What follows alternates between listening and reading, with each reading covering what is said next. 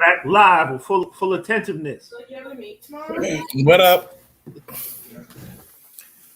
Inside joke. Inside joke. What the busted? What up, y'all? What's going on? Oh, but since you Trying to repost links and stuff, et cetera, to In the chat. extended pages and everything like that. It's shoot, what's going on? Charles evidently is in the United States today. Yep, definitely. And not in the continental U.S.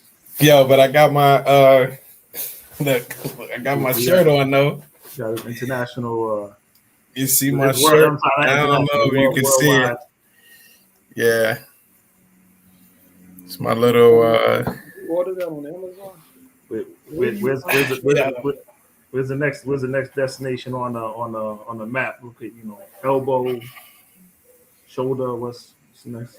And did you find that on Amazon? Nah, yo, I ordered this from some website, man. I think it was in China. Well, it was in America, but I think it came from China.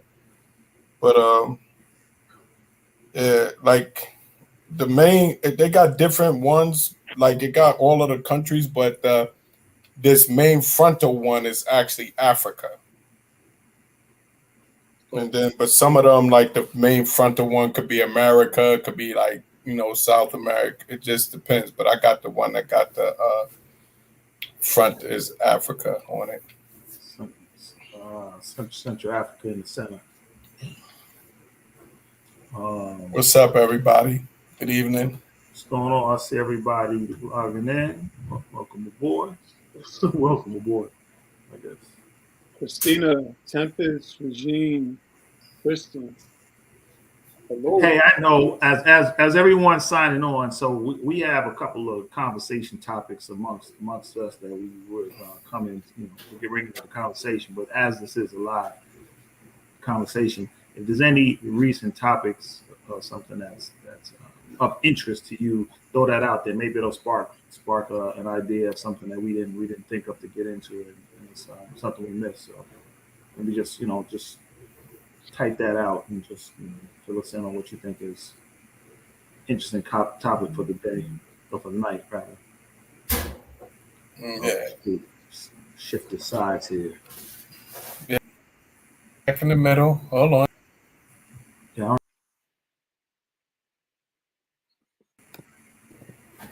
There we go. I don't even know how that works to do that, but what up, Janine? You just remove and just put me or Charles first or third. And then okay. She said, other than Kevin Samuels.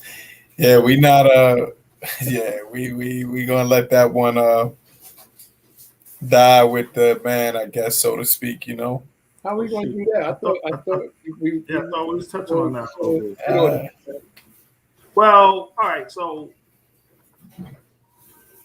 I think maybe it's not the best. Well, we have whatever conversation we want, but the part of that conversation that I think is important, like I know a lot of people were kind of like ragging him, like after there's a bunch of negative comments about like Goody's gone and this and everything, and then there were some people still kind of touting his ideology, I guess, and everything. And I don't know, do we want to go out on a limb and kind of break apart like what was like what was legitimate points of view that he had versus what we think is like not, or what? Damn, you don't even want to touch. See, look how quiet he got there. He's not, it's just, I don't know, man. You don't know? I was just, you know what? I was just more shocked to see how many people were like, almost like glad he was dead. And I was just like, wow, that like, I didn't know, I listened to like 2 videos after he died. I listened to more videos since he'd been dead. But I just was like, it just, I was reading like different things I was seeing on Twitter and social media, whatever that was coming to the thing. And I just was, I was surprised like a little bit, like how much people was like, yo, almost like they was glad he was dead. And I was like, damn, like it just seemed weird. You know what I'm saying? That like his words was having that type of, if you didn't agree with him or, he was just talking nonsense. It's just like, and he was just way off base. It just seemed like odd that you would be that affected by it, that you would be wishing, like almost like wishing he was dead. You know what I mean? Yeah. Check this out. I have a this isn't controversial because this is something that I think everybody has kind of grown up knowing and hearing and probably said themselves or something at some point in time. So I think the core discussion that he had, like in his points of view, was probably a discussion of, and I'll just quote the sentence: "This person is either out of your league, or somebody might say that jokingly, half serious, half serious, half jokingly, or they just may say it seriously. Oh, they're out of your league, kind of thing." That little comment right there. So people have said that over the years, but he took it to like a different level, right? So, and I think he took it to a different level of like what people felt. He expressed that point of view, and then he demeaned like women specifically as he spoke to them about it, and that's how a lot of people took it. But then at the flip side, it'd be like, all right, well, you called in to ask an opinion about something, so I'm gonna tell you what I think. Kind of thing. It's like, all right, you just, there's one way of like saying something, but then there's all a matter of like, how you say particular things. Mm-hmm. And so, so I'll throw out this little basic question: is it too rough just to be like in a conversation with somebody like, yo, this person is out of your league, or you think they're out of the league, and this is like, X, Y, and Z, like why you might think that? What's the question? If it's a fair conversation to have, like when discussing, whether somebody can is in the same league of another person. You know what I mean? Like, I'm using a quote, like whatever that means. Like this female or this guy is out of your league, kind of thing. You're not in the same league as another one to, as a prospective mate or somebody to be dating, or you guys have seen seen a girl like walking dressed to the T and looking extra fine, and so like, oh, like, man, I'm not even gonna try to approach her because she's out of my league, kind of thing, something like that. Damn, why seem like I'm talking about? I don't know. I'm saying maybe people. Have you ever seen a girl you like? Oh no, that's a bad question. I can't get the person stuff. Go ahead. Yeah, I mean, I think that people may think it in a way sometimes, but just not. But I mean, it's like a lot of things, man. People don't like to hear it verbalized. You know what I'm saying? A lot of times people don't like to hear, and I'm not speaking for Kevin Samuels. I'm speaking in general. Like, a lot of times, you just don't want to hear it verbalized. But I think all of us have that type of feeling to some degree, but not in a sense of like, depends how you internalize it, not in a sense of insecurity or anything like that. You know what I mean? It's not like you less than. And I think that a lot of people may have taken, that's what he was saying, haven't internalized it that way. I don't know how he meant it or how he was saying it. You know what I'm saying? But I'm talking about like stuff like that. Nobody likes to hear it verbalized or whatever and internalize it. You know what I'm saying? But like, I don't know. Yeah, I mean, a lot of people don't like to hear a lot of things, right? But that doesn't make it like wrong to say, right? No, but I don't think that is wrong. That's what I'm saying. I believe like you'll get into the thing where tone matters. I think as a speaker, if you want to convey a message to the audience, your tone definitely matters. How you present your case, how you present your argument, how you present your debate, the tone in which you put it in, because ultimately, if you're speaking, the goal of the speaker is to try to get the listener to listen and try to understand what you're saying, and sometimes you can speak in such a manner that they're no longer even listening. But and that's definitely a fair thing to say. Like that happens sometimes 100%. But if a person brings you back, like, and like I give you an example, if I make a factual statement, and once again, I'm not arguing that his statements was factual. What I'm saying is, though, if I make a factual statement and you don't like the tone in which I made that factual statement, you're well within your rights to feel that way. What I'm asking, though, is how does my tone eliminate it from being a fact?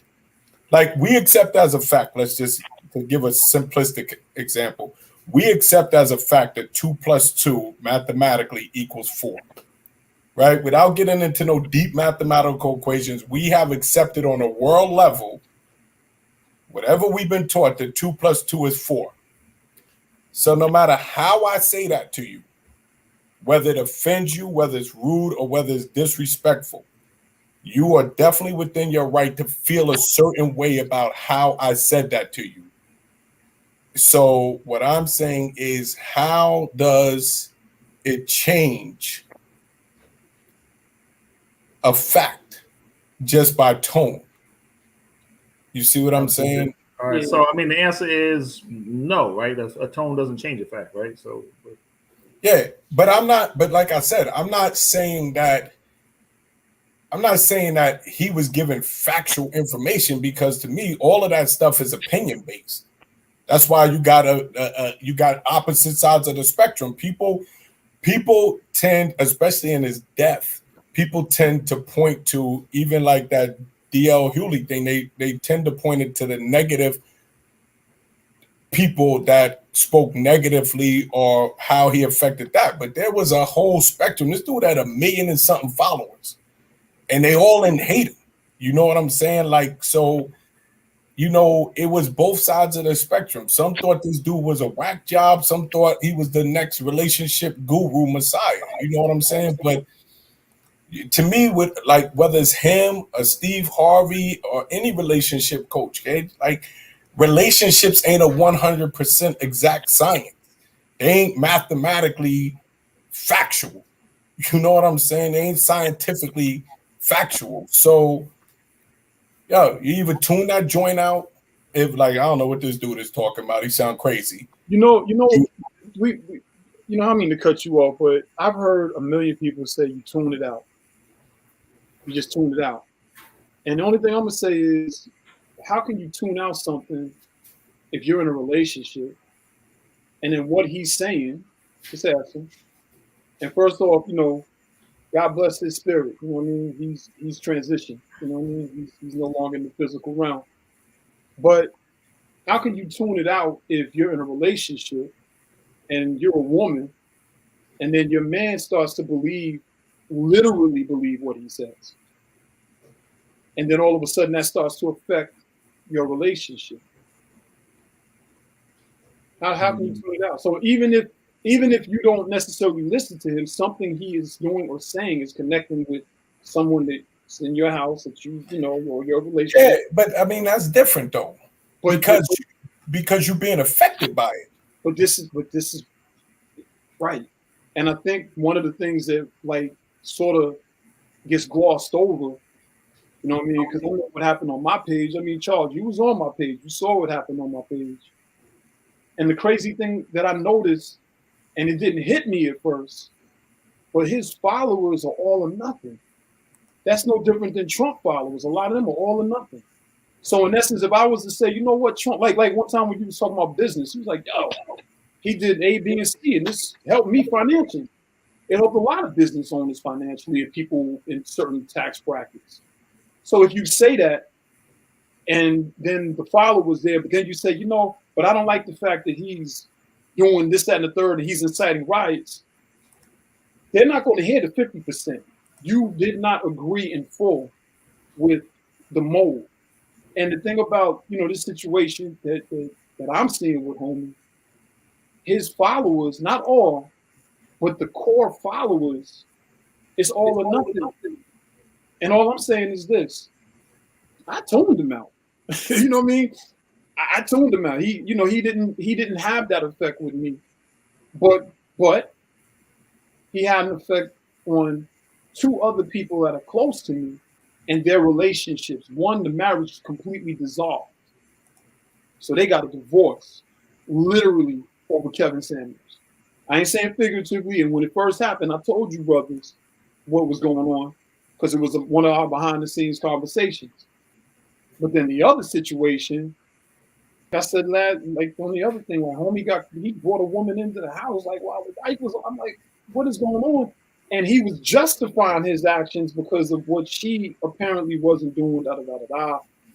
And he like listened to Kevin Samuels like on repeat all day, all night. And he was the breadwinner. So I'm gonna say it like this. I think D.L. Hewley, who I normally don't even really, I don't listen to him like that no more because sometimes to me he's all over the place. To me, he'll say one thing, you're like, yeah, then next you're like, what? Man? You just, it's so left field, right field, like you never know where the ball's gonna go.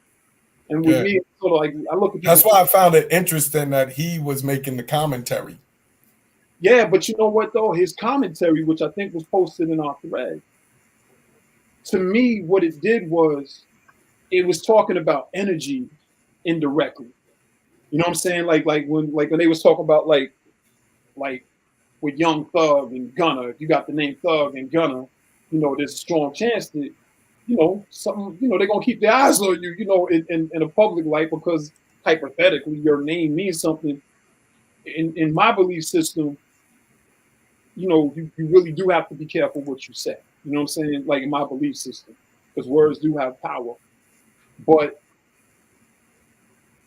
I was hopeful that he would have evolved.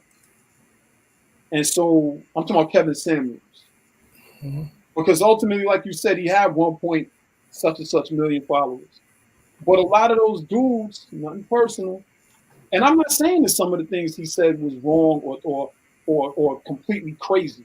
Because there was things that I heard when we first did our show on him that he made sense about some things. But then to me, it's like if I come to your house and we all sit down to eat and you're real kind while you begin the conversation, but near the end of the conversation or before you even serve the meal, you're like, F you, dumb, da da da da da. Or Charles, you got a bald head. Or Mike, why are you wearing glasses? I'm just being stupid with it. It's like, well, damn, am I really gonna eat this dude's food? Like, homie was, cool. But I think sometimes, and this is not defending Kevin Samuels, please let me say that clearly, because I do not agree with his overall philosophies and none of that. I don't. You know what I'm saying? And I watched a lot of videos. But I do think that something that was pointed out to me was sometimes his conversations, though they were rude, they were specific to that individual he was talking to. But then where he jams himself up even worse is when he makes statements like 35 and leftover and all that other stuff. I got highly offended by that. So that statement did offend me. Because I think about my moms and I think about women that I grew up with, women in my family. Maybe they weren't married by 35. That didn't make them leftovers or less than. Some of them got married at 40. You know what I'm saying? Some people get married in their 50s. Mm-hmm. And if we're going to talk like that, then what about all the men that are single at 35, 40? You know what I'm saying? If we're going to start, nitpicking more or less. So I don't mean to be long-winded, but I did want to. But what did you think, but you thought the statement was rude, or you thought the way he said it was rude? Because that's what I keep hearing. Like I've never seen.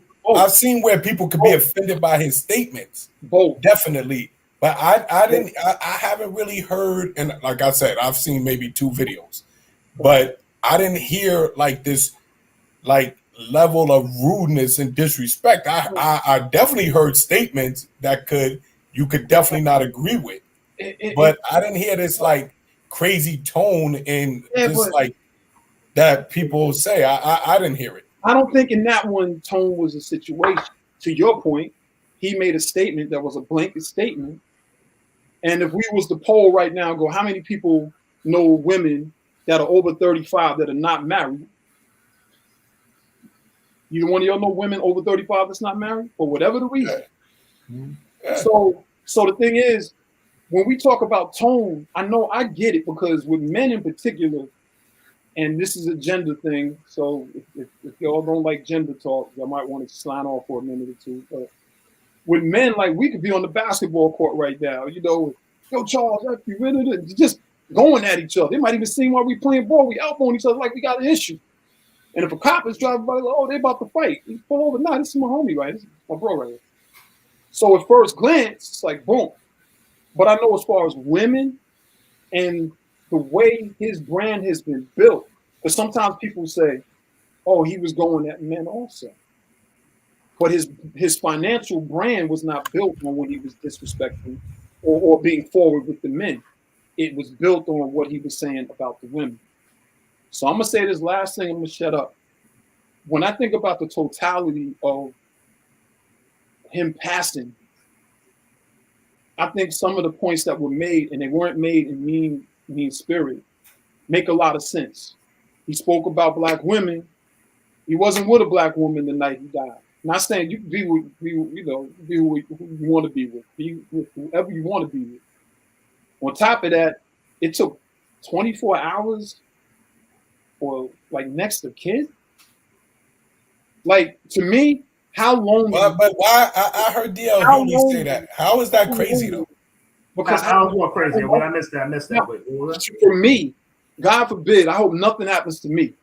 God forbid. Like I want to be here a long time. That's why I try to live. But it ain't gonna be no 24 hours on my clock. For what though? That my family and friends would be notified to come in. But let me give you a scenario. Wait, so you're in. What are you talking about? What? You asked the question and I answered. So you can give me. But I wanna build on your answer. Yes, sir. Because I'm saying like, if you like, how do you know how to get in touch with immediately? How do you know who to get in touch with? Like, even if I had your phone, it's probably locked. I can't even call the last number in your phone. Charles, now you know when you ask a question like that to me, you know what I'm gonna do. I'm gonna do it right. You know why? I'm gonna talk about me and how I see it versus someone else. And all I'm saying for me to me, that's just very sad. That's the point that I was gonna make. For me, I don't understand that though. But then if you don't understand it, then you just don't know. I mean, because the police a lot of times take 24 hours to notify next of kin in a lot of situations. And I'm not even mad about. So I don't understand how that that's some like outrageous shit right there. That might be the case scenario, but the only thing that I'm doing is I'm keeping it very much altruistic in this moment. For me, unless now. If he knew the girl that was with him, which they said he just met her that night. So if you just met a girl, you live by yourself, you just meet a girl, you bring her to your house and you die when she in the house, who does she know to call to notify? It ain't your friend found you. It ain't somebody that know you. Who would she have known to call? I don't know. But I'm gonna ask you a question. His phone is locked. Well, I'm assuming his phone is locked. I'm gonna ask you a question, Charles. I'm gonna ask Mike the same question. Yeah, I was still trying to understand the last question, but y'all go ahead. We can go back to it. I don't know if that was rude or not, but we live, baby. But my question to both of y'all is: since last night until today, have family members, friends, or whatever text message, called, or checked on you guys? Yeah. But within a 24-hour period, if they can't get in contact with me, they're not going to the police to find out if I'm dead. Bro, these things, these phones, they beep, they chime, they vibrate. And all I'm saying in a respectful way is, to me, it just seems a little sad, if that is the case scenario, that a man that's 56, 57, or whatever his age is, can pass away like that, and it takes that amount of time for somebody to be connected. I'm gonna give you a scenario, right? To me, so I'm gonna give you a scenario. Yeah. So, in like 2 weeks, I'm getting ready to fly to Minnesota by myself to go to a Yankee game. If I have a heart attack in that hotel room, God forbid, in which nobody out there knows me. I don't know a single person in Minnesota that I know out there. And some maid comes the next day and discovers me in the room. Why would it be crazy that it took them a long time to connect to somebody into That New is York? a billion% different. And the reason I'm about to tell you how. Because his situation was there was somebody there with him. His situation didn't know him. That knew him less than 24 hours. All right, but wait, Charles. I think he's saying. I think Dev is saying that What's the point? Dev, let me interject. Yeah, but I'm definitely finished. No, I think part of what Dev is a little different right now. I think part of what he's saying is even if you were there, right, your phone's gonna be ringing, right? That's why you say. That's why he said you gonna have your phone with you. So somebody's gonna be checking on you. If nobody knows you, then the phone's gonna ring. And who is it? Tempest just put in a locked phone can be answered. So every few hours, like I woke up this morning, my phone rang like 5-6 times. I had too many calls coming. I was like, "Gee, what I can't even do it." So I think that's the point that Dev's getting to. He's like, if you're a grown man, if you got connections or tethers to the rest of the community, somebody's. So you would have to think that. So you would have to think that a call is coming in. I would argue that on a late night, me bringing some girl to the house, my phone is probably not ringing. Who's calling me at 11 o'clock midnight? Yeah, I know, but that takes it out of the context in which I first put it, which was the amount of time. It wasn't just the evening into the next day, if the reports are true. And his mother found out on social frigging media. Well, that's the fastest news spread in the world.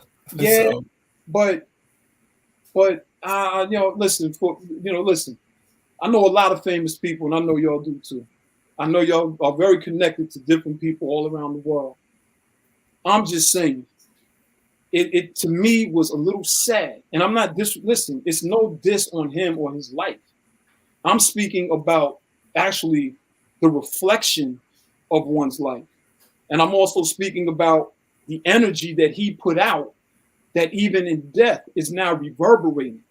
So in essence, even if from a respectful place, people can say, yo, homie said what he said, I ain't like him, whatever. Me, I'm not gonna cheer for no man's death like that. I'm not. I can't speak for other people because he might have, through his words, affected other people in a different way. Too many times, if it's almost like one of the reasons why I always greet people with peace or a hello with love, and you don't know what those people are going through. Period. That's how I look at it. They don't know what I'm going through. And I'm not trying to be a Debbie Downer when I come in the room, but to me, it was just sort of deep that he is this larger than life figure in the social media world. And it took so long, and there wasn't literally by what I'm hearing, they didn't know who to connect to in order to do whatever they were doing. That to me is just a little sad. Listen, I ain't nobody, y'all. That's just how I'm seeing it. But I know one thing. My mother, God bless her spirit, my biological mother, when she passed away in 2004, my mother was a drug addict and an alcoholic. That's what it was. My mother used all kinds of stuff when, whatever. God bless her spirit. You couldn't even get inside of the funeral parlor. There was people outside that knew her that I was consoling. I'm her son. So the point I'm making is, for whatever it was that she struggled with in her life, whatever it was that she put out there in the world, when she passed away, it reverberated where the love was present and active. That's all I'm saying. So that's just my life, my experience, my journey. What's up, Mike? All right, I think I got this. Yeah, I think I got this so you can understand it. I'll move from left to right. All right. So to put a cap on this or whatever. So I definitely see what Dev is saying, because Dev's coming at it more as like a holistic kind of thing. He's talking about the man's life. He's talking about, one of the first things I thought when I heard of his passing, and I saw a couple of negative comments, I was like, damn. I said, like somebody, he kind of led his life, and was a strong personality, and he was hitting at a lot of topics hard and make he brought a lot of people the wrong way. And so I was like, damn, think of how at the end of your time, Like, you know, there's you go and there's people like trampling on your grave basically. I was like, yo, that's some crazy stuff, and you having to have Yeah, because that's the side of it that people are seeing. Like everyone talks about. Listen to this real quick. Everyone talks about the women that he offended. Charles, you gotta let him finish. Right? Nobody talks about how many fans he actually had, though. Charles. Right. No. I mean, both so sides. that's no. So I get that, right. So there's two sides. There's regardless. I'm sure there's he had a. I'm sure he had a. I don't know if he had. Well, actually, I did hear he had some kids. He had relationships or whatever. I'm sure there's people who loved him, you know, terribly, like, you know, and there was people that loved him. But I think I'm talking about with every demon. Right. So, but I think from Dad's point of view, like he was kind of expressing the fact of, even beyond that, like the lifestyle that he seemed to have lived, the image or the impression that he took away. Now, again, I don't think this is a factual, non-factual thing. He talked about like his view of it, his personal feelings on how he viewed the situation. His view of it, like the energy that the lifestyle he lived and the energy that he seemed to put out, somehow put him in that bubble, in that space where, you know, he wound up being one of those people where it didn't seem like he had that love around him when something happened. Now, it can be a situation, like you say, you travel somewhere, you can be by yourself, something can happen, whatever. But I think part of what Dev is saying is that he kind of had that aura around him. Maybe, you know, he was I don't know what his whole lifestyle was. You know, he was late 50s. He had preached the what did you call the man over making six figures? What do you put that category in? The high value man concept. I guess I'm sure he categorized himself as a high value man. So I can have ladies come in, I'm a beck and call, this and this. That's the lifestyle I'm living. That's beautiful. That's what I want. But that's like kind of, you know, an isolated, alone, you know, kind of what I was saying. You know what I'm saying, kind of emptiness to that kind of lifestyle that he's living. So I think he said, when he's using the word sad, at least this is the way I interpret it, that's kind of a sad lifestyle to live. That's what I read it as. Could be a little off. Oh, I mean, I could definitely see where somebody would disagree with what he's saying in his life. But I'm saying, let me ask you this though: the man had 1.something million followers. He did, right? What? Right? No, hold on. I'm gonna get to the point of that. Okay. How many people out of that 1 million followers you think followed him because they hated him, or how many followed because they agreed? They all loved him, or they were engaged. They probably all loved him or were engaged in something in his message that they could relate to. There are women, but I don't think that. I don't think that everybody that followed him agreed with him. Just like I don't think that everyone that followed him disagreed with him. There are women out there that straight up rolled with Kevin Samuels. I understand that, but what I'm saying is that, so you saying all 1 million followers all had the same opinion of him? If you let me complete the sentence, you'll understand it for what I'm saying this time, bro. But that was my question. How many people do you think, I said, how many people that followed him out of the 1 million followed him because they loved him or because they hated him? And your answer was they all rocked with him. I would think I said, you think all of them loved him? I would think that for the most part, most of them rock with him because, listen, I don't know too many people that truly don't like somebody that follow him. Now, if that's the case scenario, then I stand corrected for all of those who would do it. Me, I'm not that type. So I guess when I look at things, it's through my lens. I'm not following Donald Trump. I don't get Donald Trump. So I don't follow him. And unless he hits one of them highlights and whatever, I don't even see it. So when we speak on this show, we're always talking from our lens. You know what I'm saying? I don't know anybody that follows somebody that they like. I'm dislike. So let me ask you something, Charles. Somebody, for both of you, is there somebody that you follow on social media or whatever that you just don't like? No, but see, for me personally, right? Mm-hmm. But I'm not. We speaking about, like, we talking about a topic. So for me personally, I'm not even going to waste my time even becoming that invested in Kevin Samuels' message, Steve Harvey's message, D.L. Hughley, because especially about relationships, because I don't think that who would be. No, I'm answering the question because I don't think that's an exact science. But I follow people who I see people who follow them talk crazy to them on their things. Yo, you know what? Like I follow. You talking about trolls? Hold on. Let me tell you something. Right? I follow my son. I'm gonna give you just an example. I follow my son, and I follow Tamika Mallory from Until Freedom. And I'm telling you, it's unbelievable how many people come on there, call them sellouts, call them coons, call them working. And I always say the same thing. If you are that displeased with a person, why? I don't even understand the energy you're giving to them to like I'm not going to follow you on your page to tell you how much I don't like you. You do But real. I see that all the time. To comment, right? You me and you on the same page there, right? You do understand that you don't have to be a follower to go on somebody's page and comment. So let me, Mike, do you? So I'm not even going on your page. If you go on Donald Trump's page, I don't. Exactly. So to me, but also so it's the same thing. Nah, but all of us, hold on. But all of us listened to stuff he had to say. Like I made a point. Absolutely, I said I was never a fan of Trump or Fox News networks and stuff. But I watched it all the time. I'll be honest. Like because I always want to know. Because I like to be like informed of what's going on or what even what the. So did you agree with Fox News? Did I agree? No. Let me say this. So majority of time, no. So this is an honest answer, right? So I couldn't stand most of the politics, right? I thought most of the nonsense. When I started to watch both, like CNN, MSNBC, Fox News networks, I would really see the bias in them all, right? And I would get really aggravated. So then I had to look somewhere else. I was like, man, I watch CNN. Like everybody says, oh, CNN is truthful.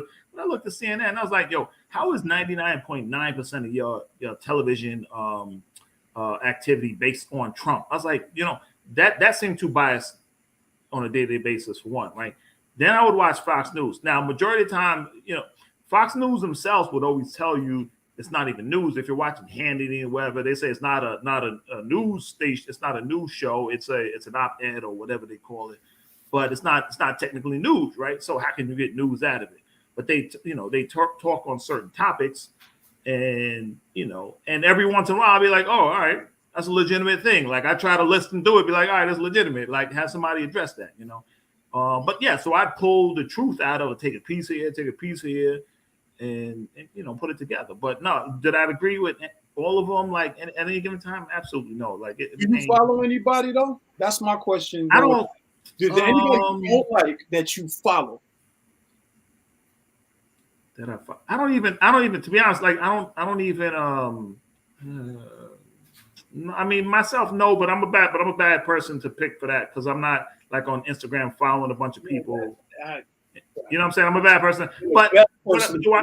No. Wait. So maybe not follow, but if I look into like Kevin Samuels himself, I don't think I was a follower of him, but I made a point to read into a lot of what he was saying. So are you making a distinction between following and not following somebody? Yeah, there's a complete distinction, in my opinion, in social media.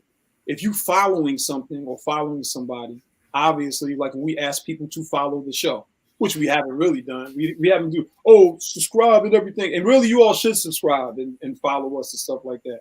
Yeah. And if they like us, they'll follow us. If they don't like us, they might not follow us, but they still might come on to support. Some people might come on just to be a contrarian, whatever.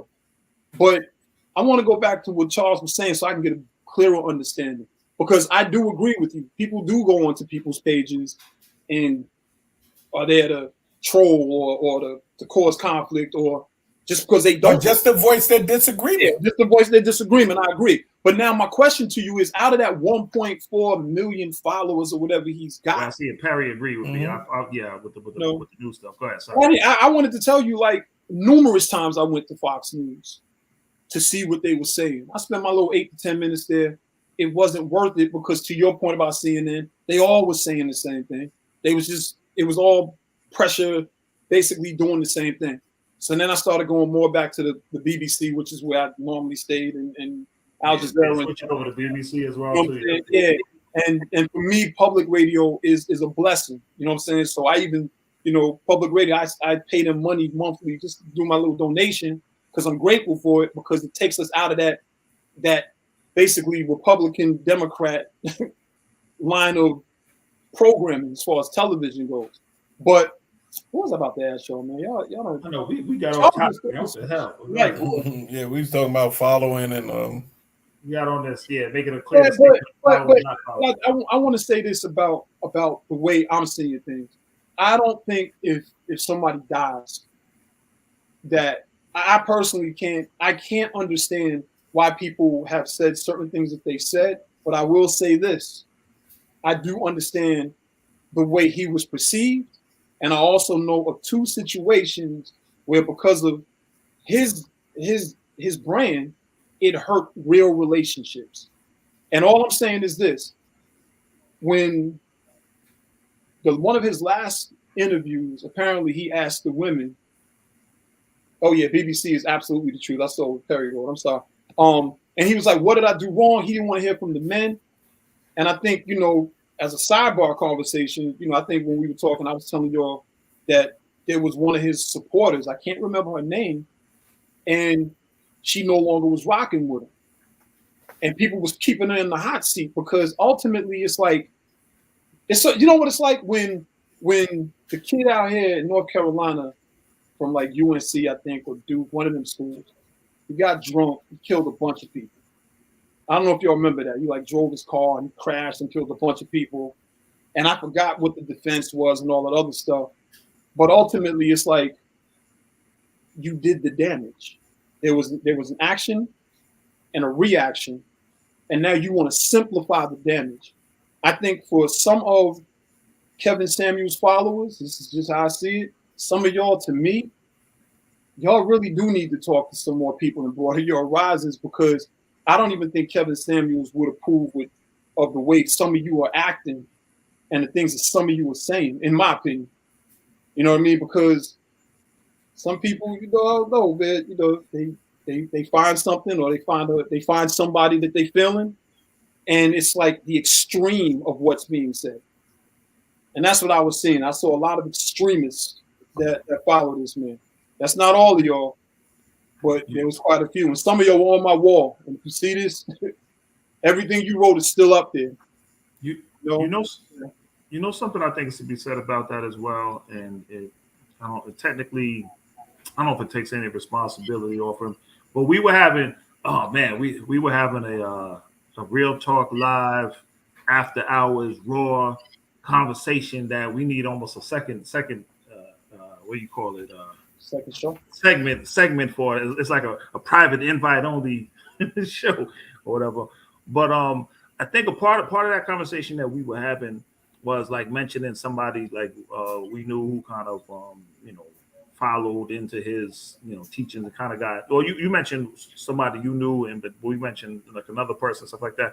But part of the truth behind that is that I think there's a lot of truth to the fact that when somebody becomes so enamored by that person, that celebrity talking that stuff, they really searched out or looked out for somebody who agrees already with their current way of thinking to a degree, right? That there's who validates what they already think, and now they've attached themselves to somebody that said, okay, yeah, what you're thinking is correct. Like this is I legitimize it. And the person we were talking about, like that's actually, that's what happened. They were like, oh damn, I found somebody like who thinks like I do. Like, all right, I'm right. You know what I'm saying? Like, so no, I'm getting shaking the head. No, I'm agreeing with you. I'm laughing because I'm thinking of a situation that complements what you say. It just woke up something in my brain.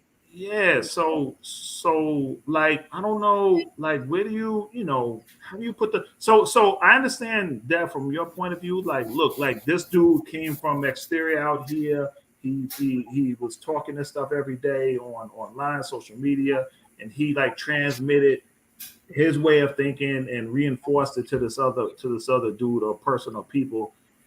And I guess to a degree that's true, but the flip side of that is like somebody was looking for somebody to reinforce their current way of thinking.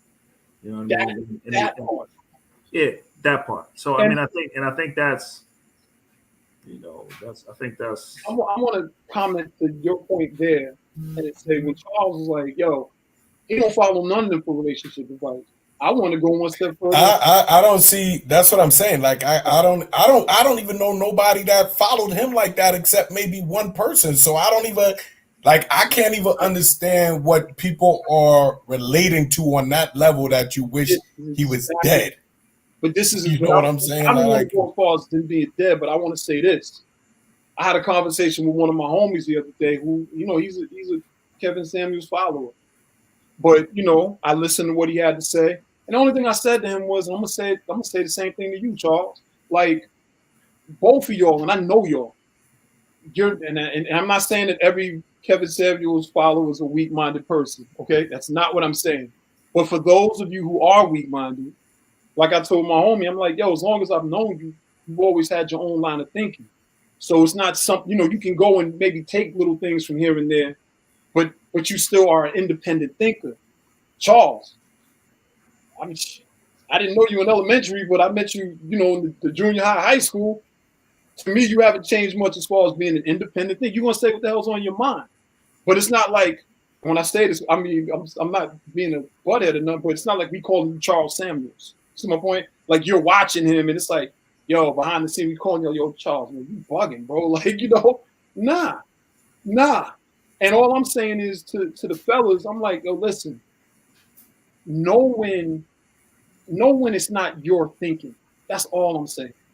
Know when the influence of something is not you or part of your thinking and it's completely someone else's, and now you run it with it because you think this is what that individual might be trying to project. I personally don't think Kevin Samuels, God bless his spirit, I don't think if he knew some of the things that was being said, I don't think he would be okay in some of this stuff. Or maybe he would for ratings. I don't know, but I don't think so. You know what I mean? Like it goes back to like, you know, I don't even want to change the subject because I'm about to go all over the place. But I just think about there was a movement that was happening that's still happening. So I don't want to say what the movement is because I don't want to start no shiznit because there might be a whole bunch of them on here and they don't play when you bring them up. But ultimately, man, what the hell are we talking about? Go ahead. I mean, because some things sometimes I'm too tired to deal with it, man. And y'all gotta remember something, man. Because I will challenge and I will communicate, and people come in my inbox and we go in there and they can call me. We go. I don't, you know, but sometimes I don't want to deal with it. But I say it like this: it deals with reparations and who should be able to get reparations and who should not be able to get reparations. And at the end of the day, some of the individuals were they were bugging out so much with it. The leader was like, yo, y'all got to chill out. Y'all are doing too much. And I think that's what happened. You know what I'm saying? Somebody wrote,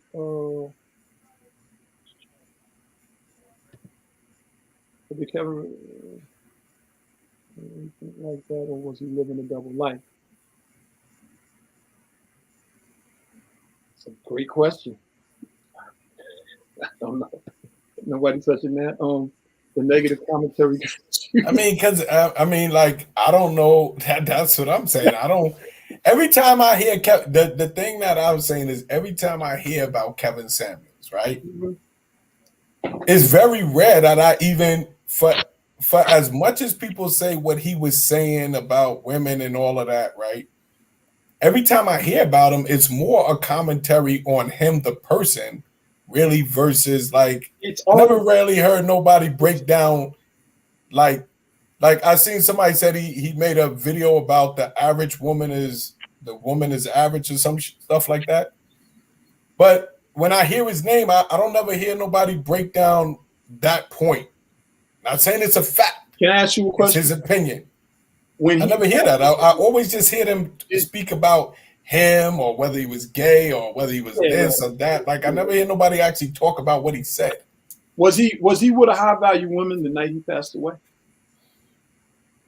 I have no idea. She said she was a nurse. I know nurses are capable of making good money, but I don't. But that's what I'm saying. So, like, how much of a conversation am I going to sit here and talk about the nurse who I don't know? It's not. I have no idea.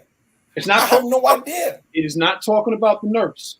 But I don't know many nurses that off the gate are making $300,000-$400,000.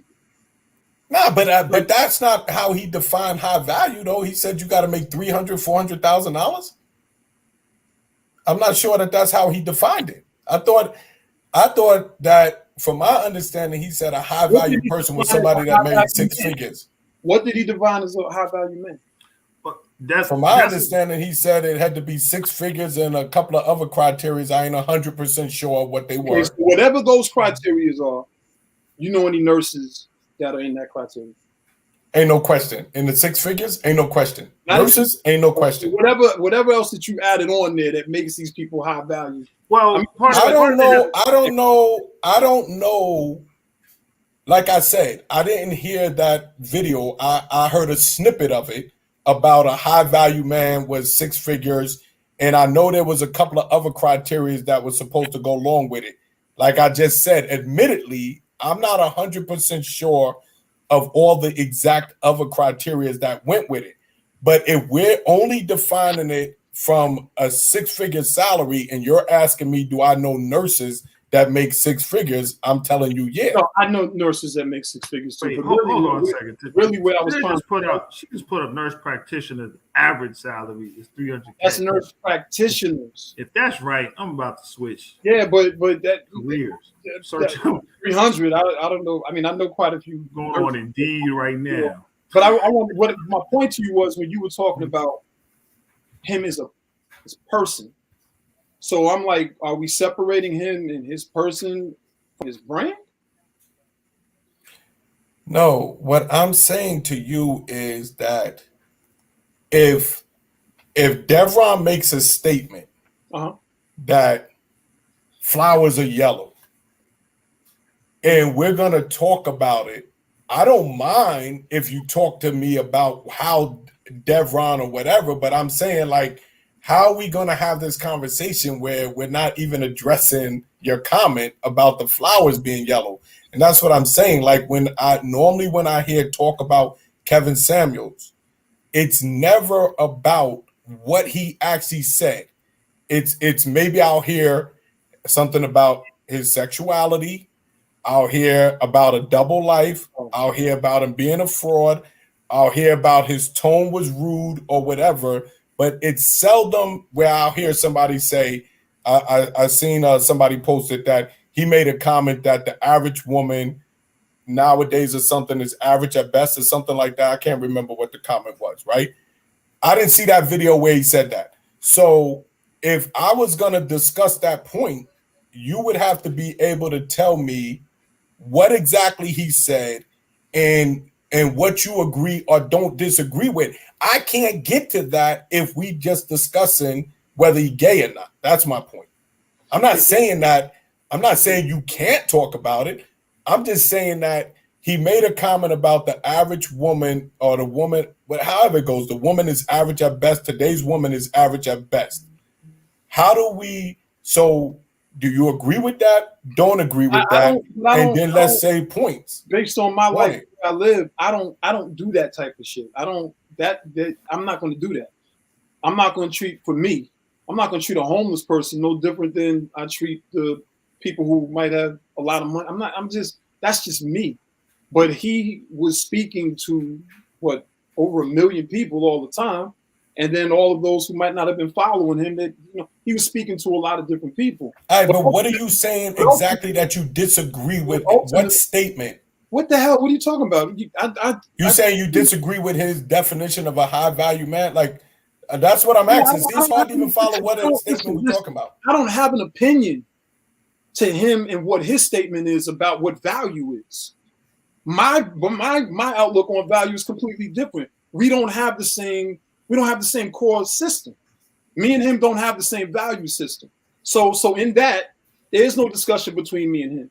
But if I'm talking to a woman that's been affected because her husband is now acting damn fool, the discussion would be a lot different, because I can talk about what value is or what relationships should look like. But at the end of the day, I'm gonna ask both of you one question, and maybe this will help me to understand. Was his message uniting or divisive? So I mean, I think like any message, it depends on who you ask. I'm asking you guys. I'm asking you guys specifically. I'm not even sure exactly what his message was. Wait. So let me jump in. I don't know what his what. Let me jump in. Message 35 and over. 35 and over. So are you asking me, do I agree with that statement? No, I'm asking you. I'm asking. Audience, they not let me jump in. Yeah, man, I'm sorry. Get my question, man, because I don't want to go down the rabbit holes of variables. I'm asking you a very specific question. Okay, so what? But that's what I'm saying, though. I'm saying that if you asking me, do I agree with his statement that women over 35 are leftovers? I'm asking. No, that's not what I was asking. Mike, go on and speak, because all I was asking about was divisiveness. Or asking was he divisive? I answered that. I said it depends on who you're asking. Talking about whom? I'm talking to Charles Z. Zanfordino. I'm talking to you. I don't know that many people. I know one person that I think is a follower of Kevin Samuels, and they agree with him basically 100%. I don't know no females that follow him, and I don't know one outside of one dude that I know personally. I don't know anybody that even that's invested in his message to say divisive or whatever. You know what I'm saying? I mean, I know that a lot of black women seem to have been offended by the things he said. And when I read, and I'm basing this just off commentary I read, not off of personal discussions. And it seems that there is a split between, it seems like every black woman I know that writes something seems to write negatively. And every black man that writes, it seems to be split about how they feel about him. That's my assessment, and my assessment is based off of what I read, because I don't know people that actually follow him except one person, and that one person thinks he's the truth. And my comments when I talk to that one person, and I've talked to Mike about it, and this is what I always say. I'd be like, yo, man, you can't be listening to that bullshit all the time, man. It's not a one size fit all when you're dealing with women. Wait, the one person is not Mike, but go ahead. No, it's not Mike. When I talk to Mike about it, though, because me and Mike know the people. I always say that. I say, yo, kid, don't get caught up listening to nobody, no one dude like on no shit like that, because it ain't no one size fit all in relationships and with dealing with women. It's not a blanket thing dealing with women, and it's not a blanket thing dealing with men. And that's the reality. And you know what? I'm gonna keep it real. Like, yo, me personally, nah. Yo, I don't want nobody treating me like I'm just any old other dude out there, because to me, I'm somebody. You know what I'm saying? So nah, yo, don't just treat me like I'm any old body, or I'm just that's why, yo, don't lump me with your baby fathers that don't do nothing. Don't lump me with the gangbangers out in Chicago, because to me, I got value, and that ain't gonna be determined by no dude on YouTube or anything like that, or no female, no other dude or whatever. They're not gonna dictate my worth to me.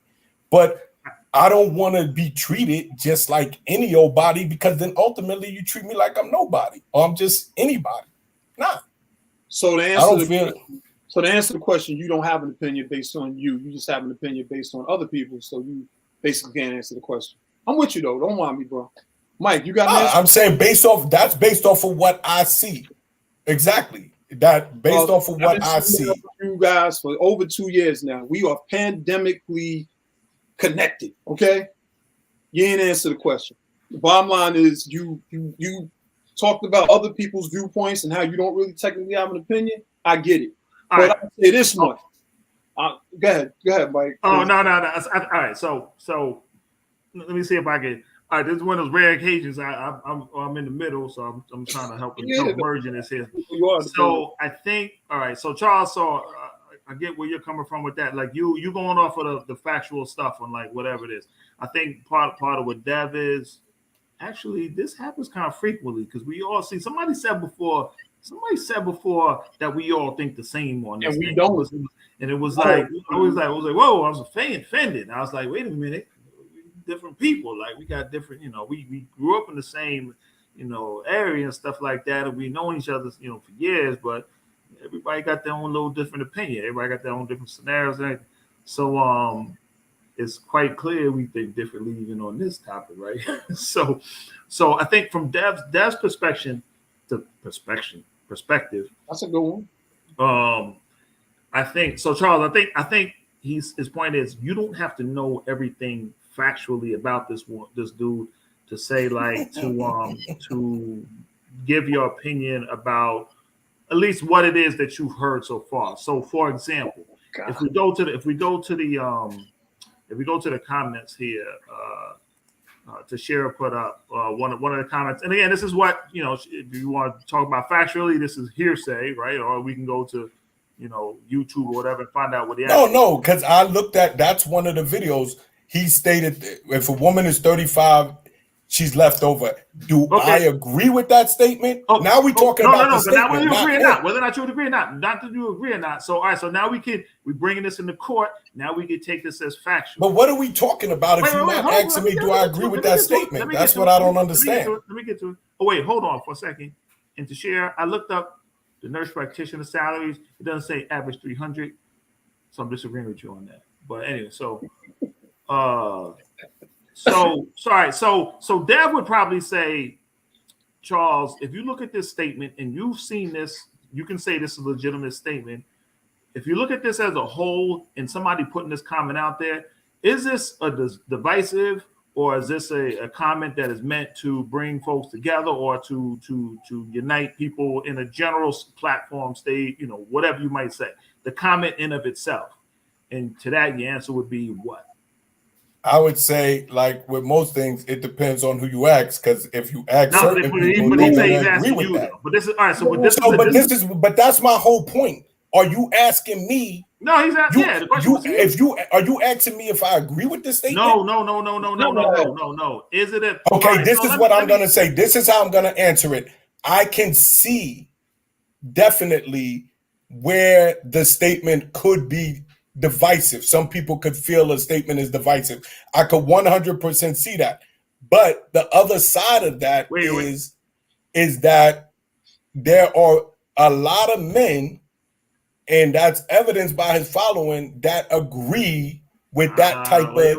I gotta do it. I gotta side with Dev on this one because I gotta call this. You call it bullshit on this one. That's not the question. Wait. Hold on. I got it now. I'm mediating here. I got this part. So when the question was asked to you, do you think this is a divisive statement?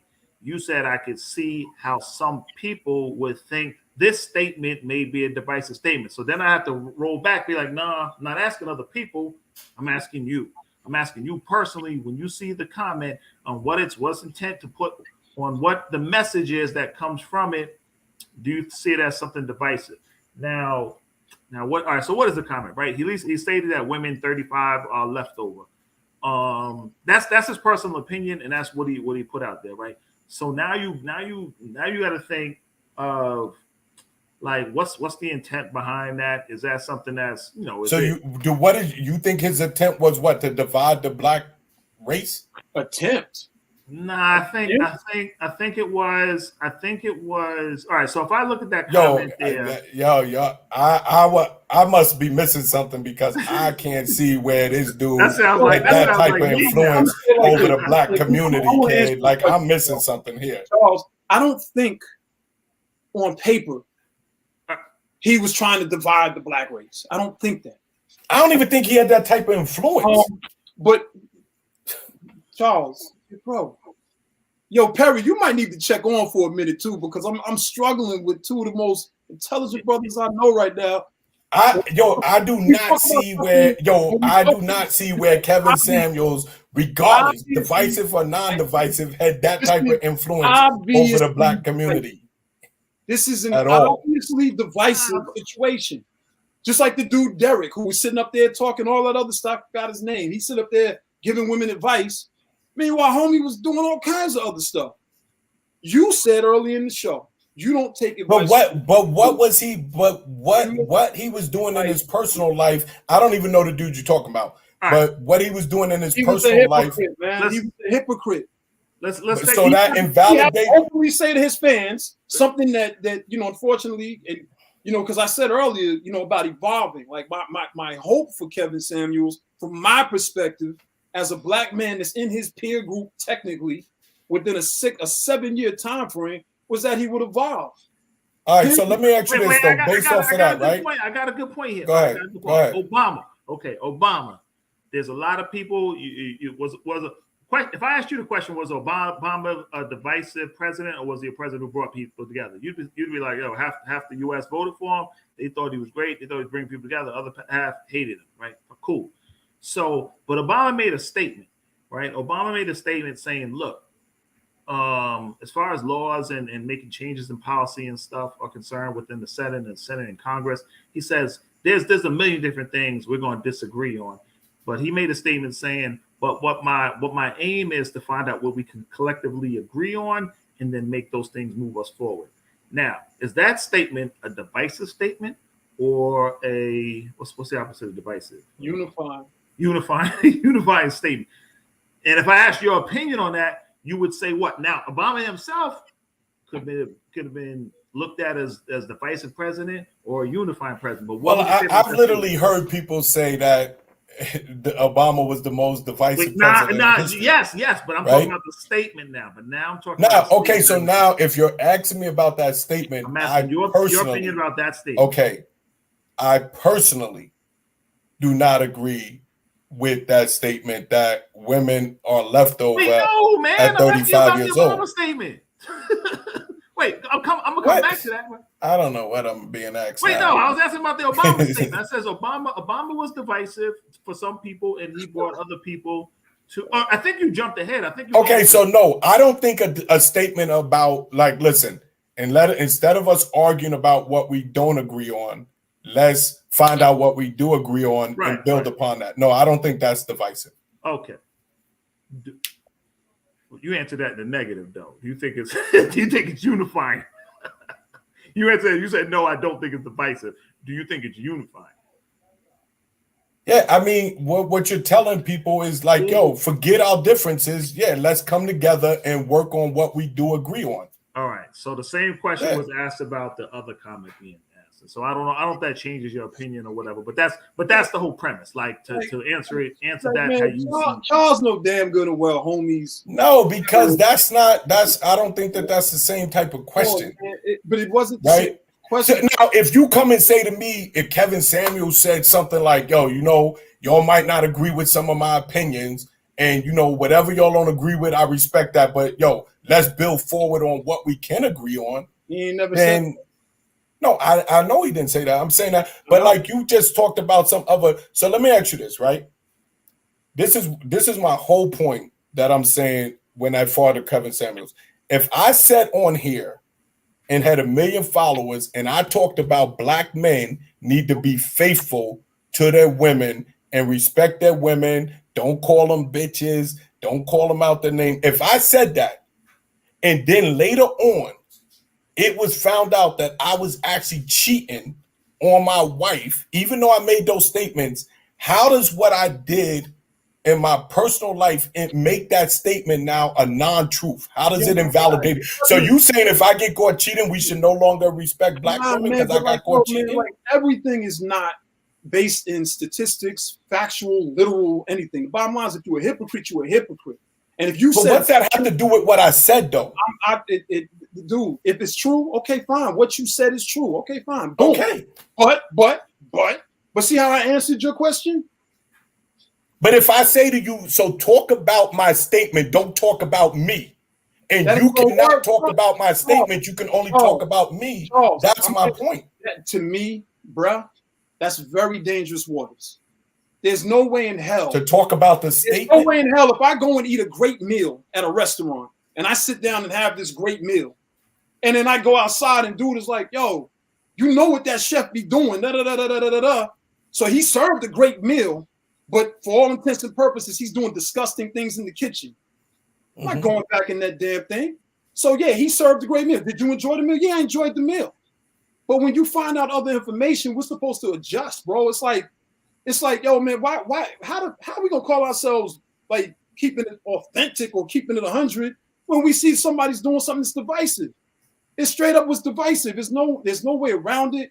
and we can agree to disagree. But when we start going down these rabbit holes of all these variables, it's a simple thing.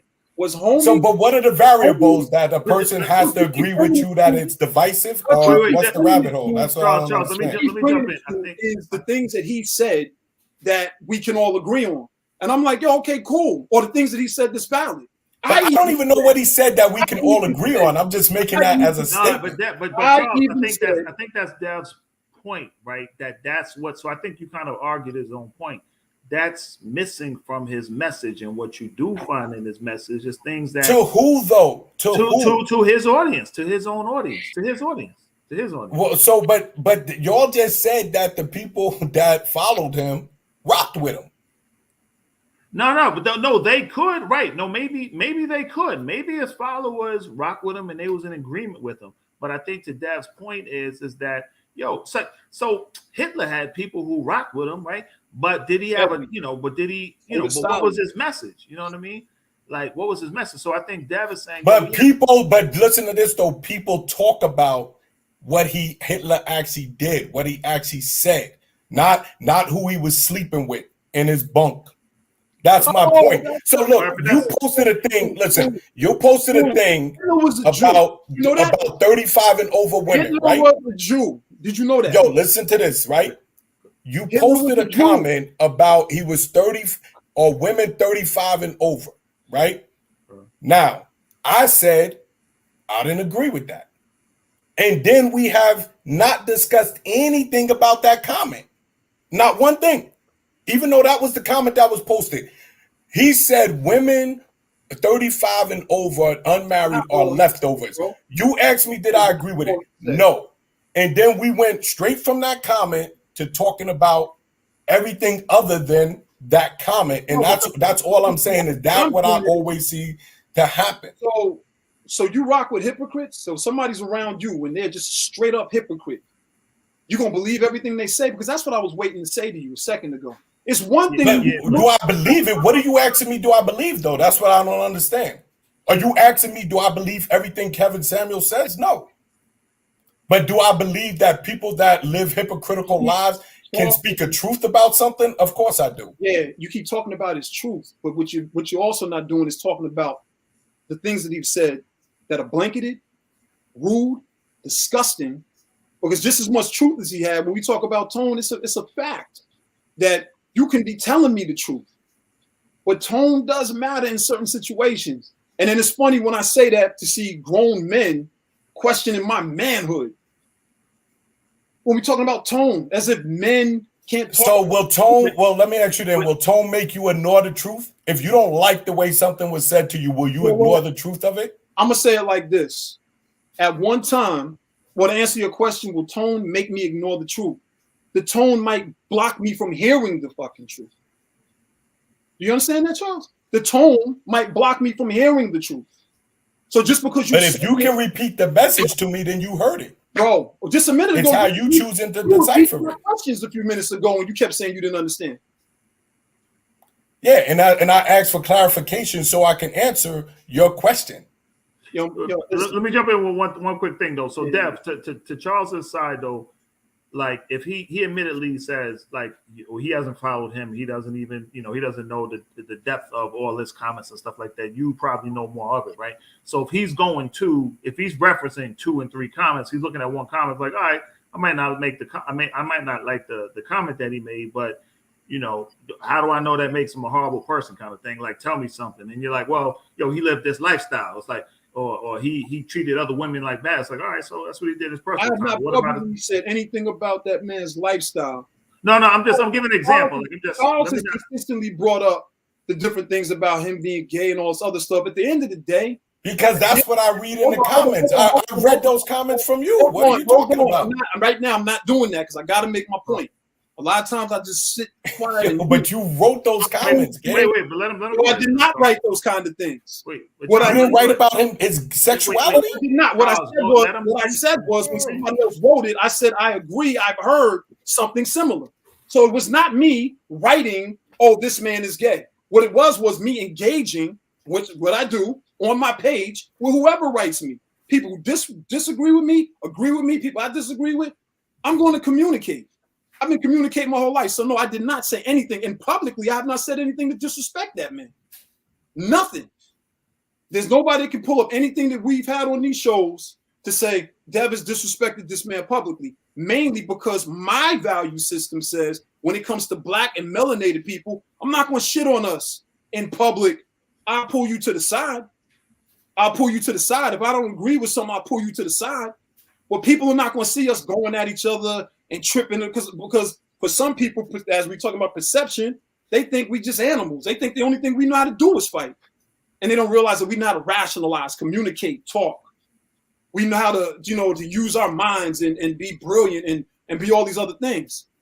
But see, I didn't want to get caught up in the variables about Kevin Samuels. What I was trying to get caught up in is about decency. And because my core value system, Deveron, me, I am trying to unify. I am trying to get us to see things in a different way and put our differences to the side. Been doing it my whole life. There's nothing new here. This is who I am as a person. So if something is divisive for me, and you can go and look on anything on my page. You can go back 15 years of being on Facebook. You ain't gonna see one friggin' post up there where I'm being divisive, especially with black people, let alone people. As opinionated as I am about race, as opinionated as I am about people, you don't see anything divisive about me. You might say that some of the things I say are disrespectful, or you might not agree with it, or you can say I'm not rocking with him. That's fine, but nothing in my life, my whole physical life, is about dividing people. Nothing.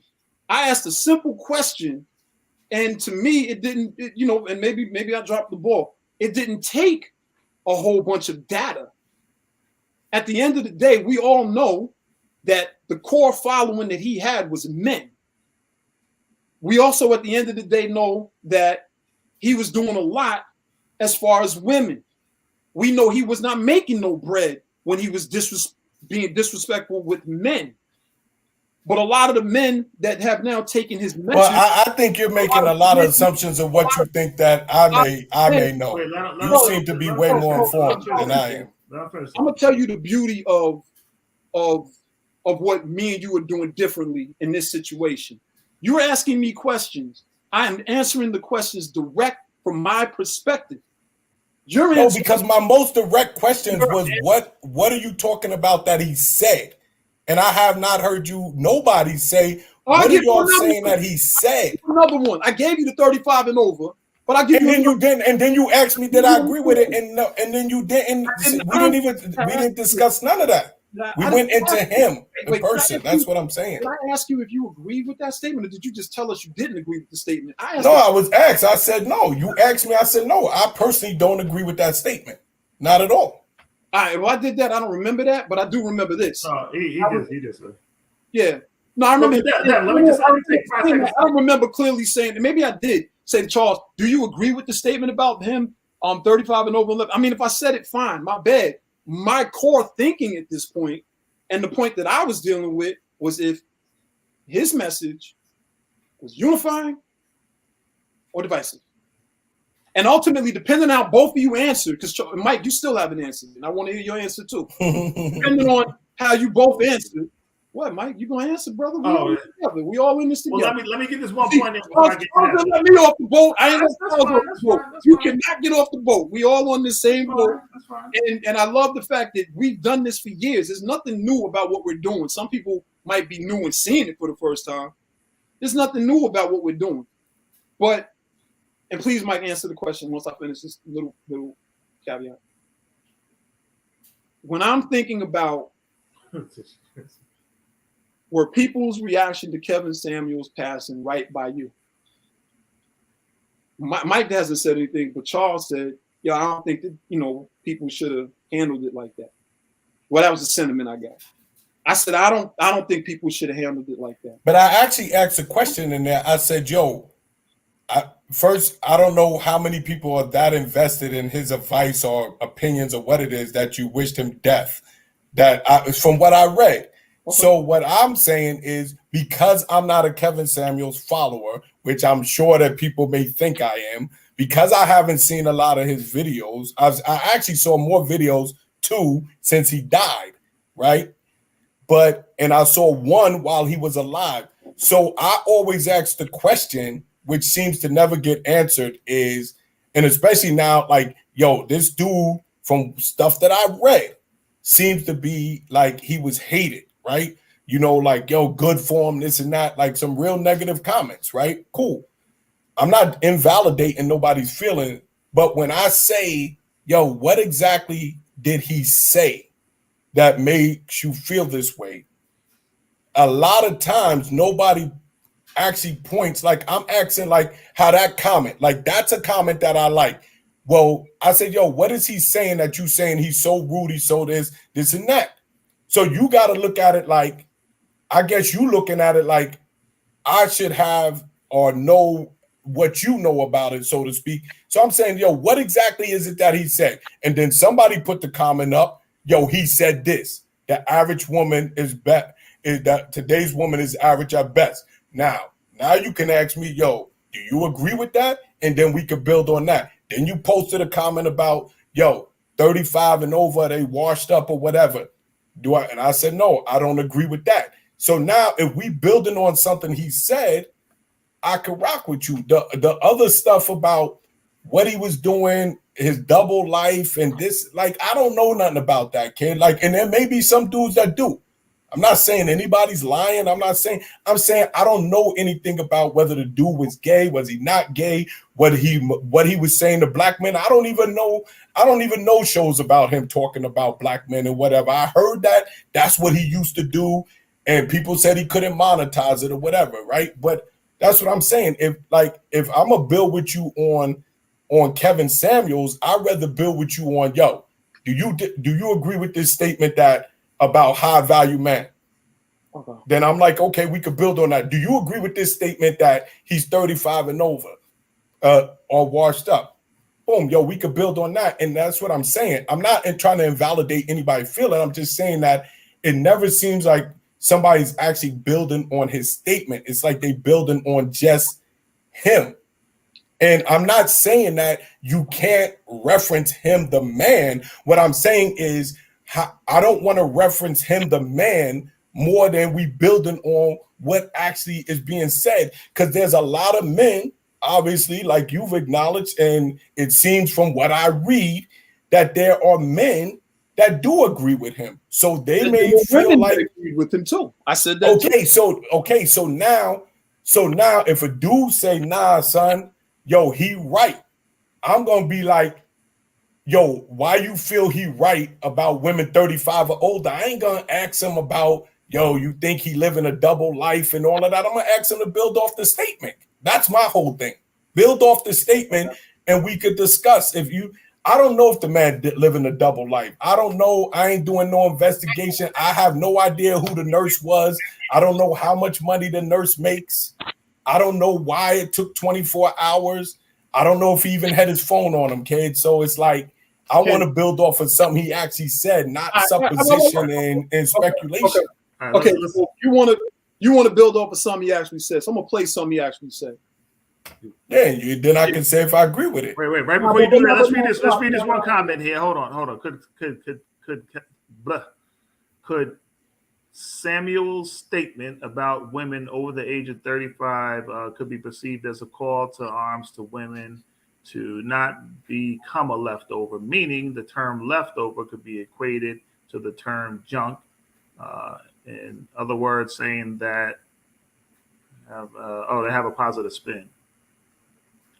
That's a little bit of a stretch. I don't think that women would hear it in that way. That's my personal opinion. But there might be. But there probably are some women that are going to sit there and be like, oh, I understood what he was trying to say. Now, me and that woman could build, because I personally don't.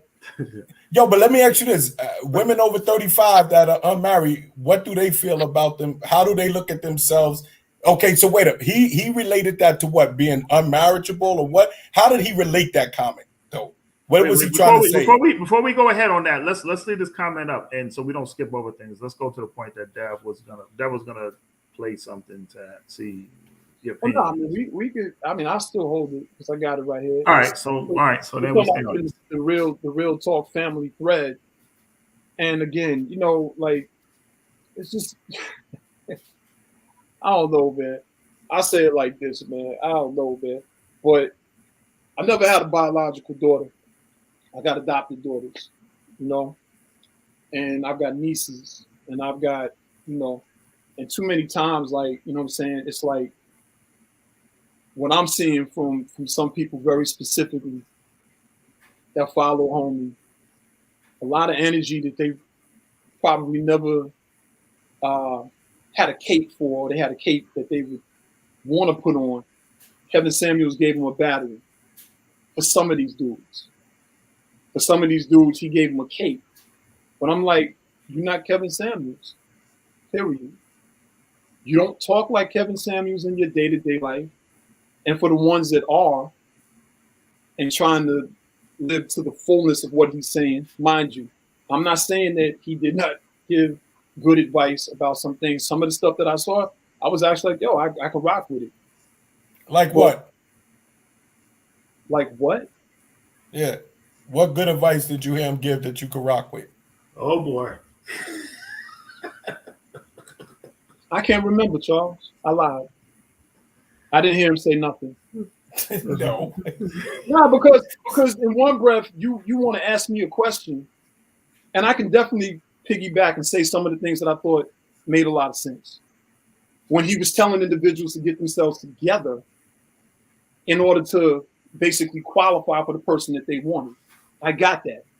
But what I didn't like was when he got a little bit later, he got somebody on that same show, and he basically started laying blasting her, and the message was different because of her, I guess, her interpretation.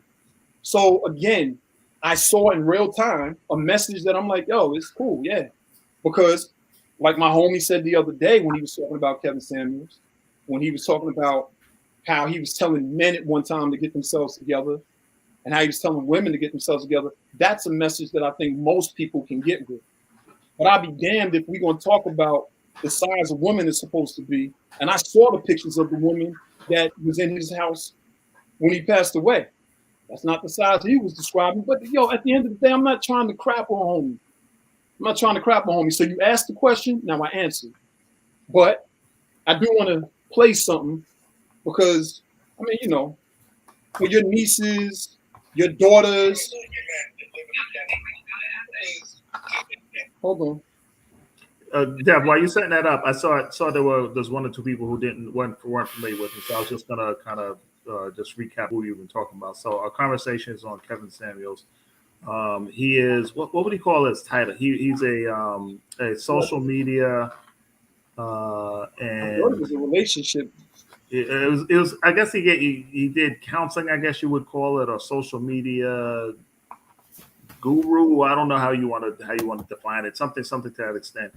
That dealt with, I assume, primarily people of color or black couples, but not couples. I take that back. I'm sorry, individuals. But he primarily spoke to women, black women, and he came. I don't know that he. It was an influencer, actually. Perry, thank you. Influencer and self-styled relationship coach, right? So that's the best way to kind of describe it. Appreciate that. So he was known for very harsh commentary, specifically with women and what he called with their attempt to gain or attract high value men. So he classified men as have high values with men who were probably in shape, professionally well off, six figure earning guys. There was a number of criteria he put that just put you at a certain level and status. There were a number of women who says, "Oh, I need to date and only marry this type of guy," and he would kind of break them down and say, "Okay, well, what kind of level woman, female, do you consider yourself to be?" And most of the women that he had on his line would say, "Oh, I'm a level 8 or a 9 or something like that," and he'd say, "No, you're not." He says, well, first of all, he's like, how many, are you married or unmarried? How many kids do you have? And if you had 2 or 3 kids or even 1, he said, okay, you lose a few points from that. What is your earning potential? All right, you lose a few points. And how do you think you look physically? And, what is your weight? How much do you weigh? I heard him sometimes on some radio shows. He'd say, someone say, I'm I'm 5'5" and I weigh 170 or something like that. He said, well, you lost 5 or 10 points from that, and so based off their physical description, he'd say you're not even in the category of what this high value man would even consider. You're not even someone he would consider dating. So that's kind of a quick synopsis on the kind of talks that he had and commentary he had with people. All right.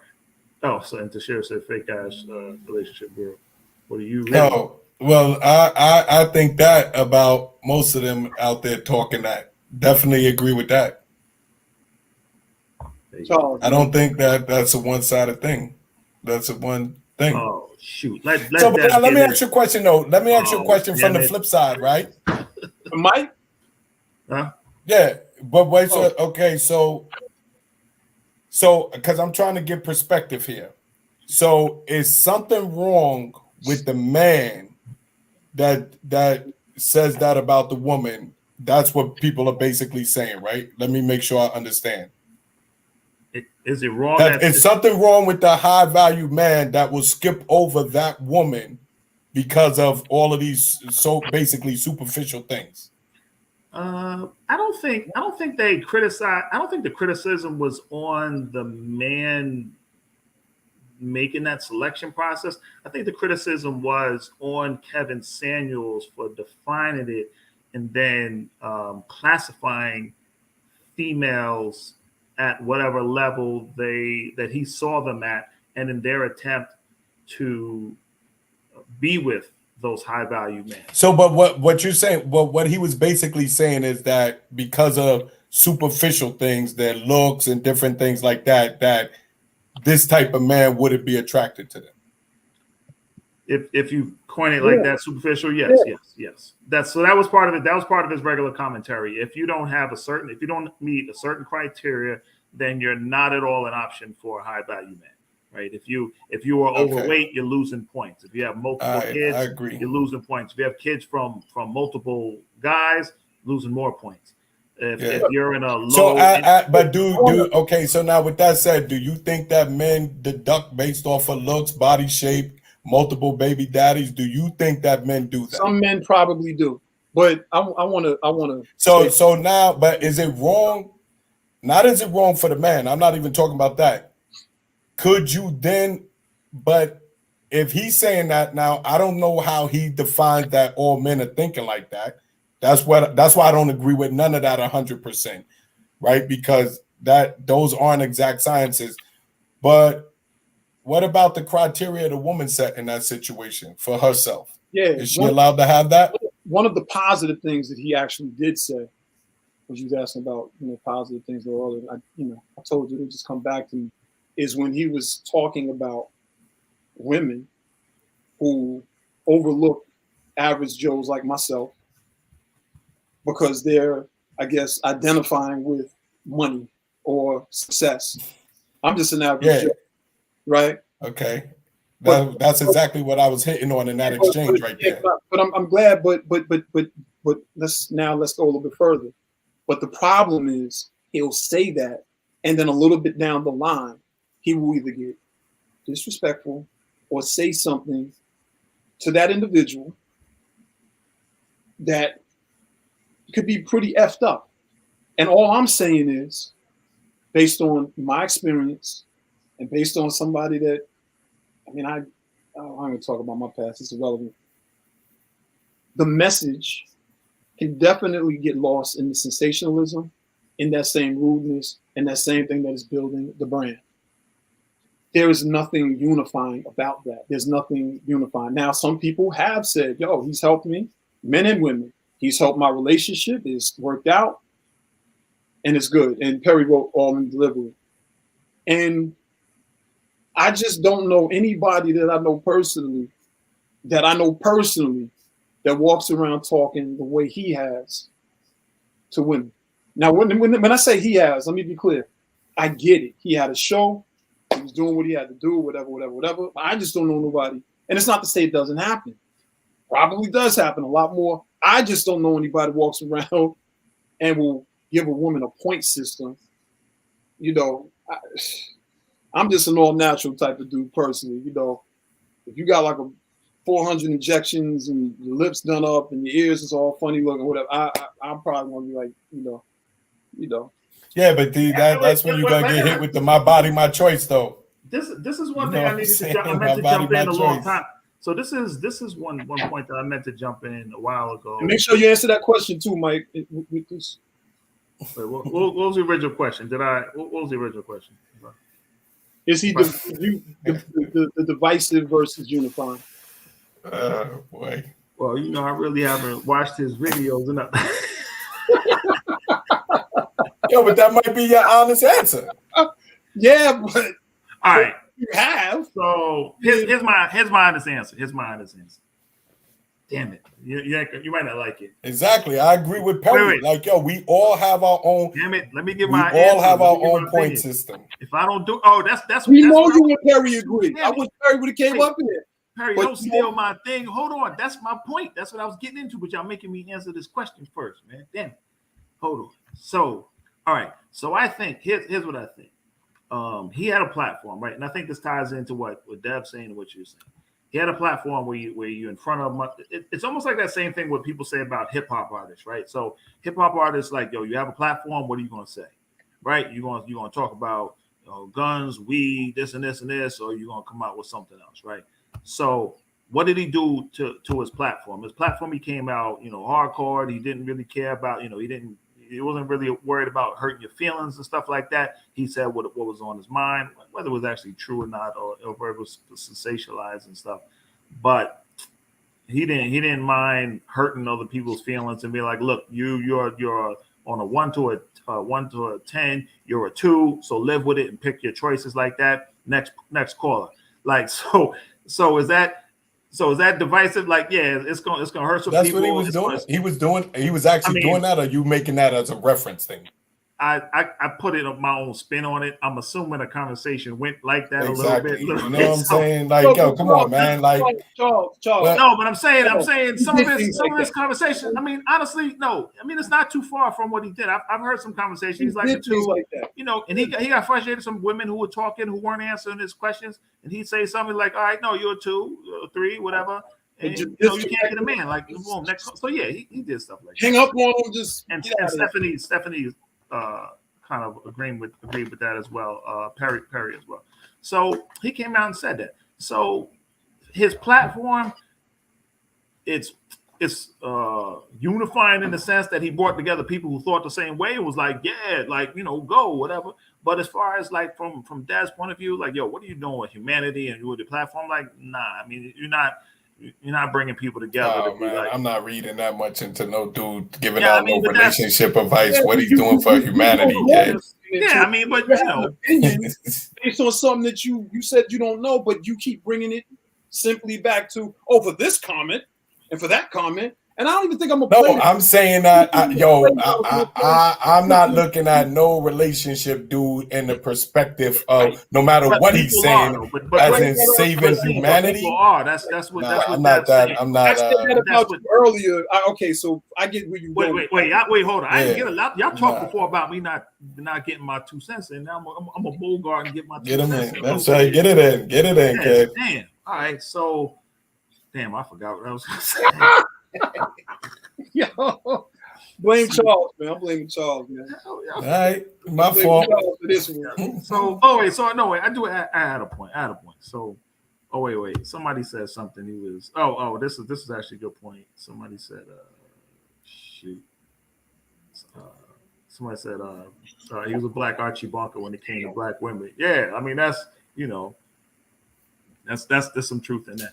But so what y'all started to say, and I think it was Perry who said it before.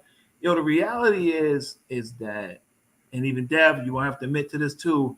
Like everybody got their own internal point system, right? You got to, right? It's Absolutely. You got some selection process. You look at some people, you be like, yo, you check mark here, check mark there, or of that nature. Mentally, I'm saying you're not doing it, but you're processing it. You're not gonna put it up. I've known some people who women in particular, who put like, they got like a full list, like it's something they had written down. But everybody has that, right? So now what happened? Now, what happens when you write that down? You have a hardcore list. You'll be like, and you know other people. All right, so let's go with this. Let's flip it around. Here's a good way to do it. This a way that'll de-escalate the conversation topic. So if we flip it, right? Look at how women look at men, right? So, as a matter of fact, and this is where I would like a little participation from everyone listening. What criteria do women put on men when looking for prospective mates, husbands, wives, someone to date? Now, I can think of a couple. Maybe somebody can come up with, with more. But sometimes, so income is definitely the income. Now, I would say definitely. A lot of times is one, right?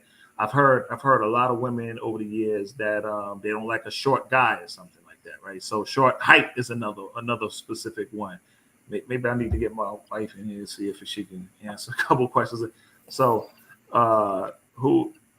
intelligence? Stephanie. Yeah, I'm not saying. What if y'all on a dating app or stuff like that? You can't measure his intelligence. What makes you pick the person on a dating app?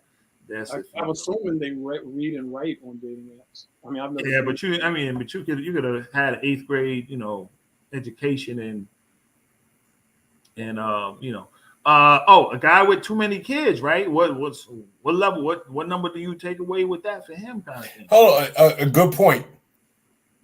Because that is, and I think that's a fair assessment. But in the reverse, am I allowed to say that? Wait, am I allowed to say that? How many kids, how many baby daddies she has? Am I allowed to feel that way?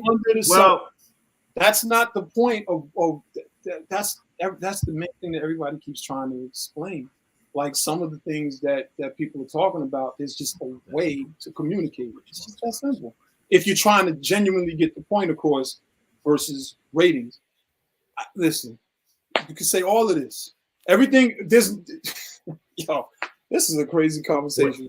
Okay, wait. So I'm gonna get a little input. So who was asking questions? Stephanie was mentioning there to share. I want some input from you as well, Tia.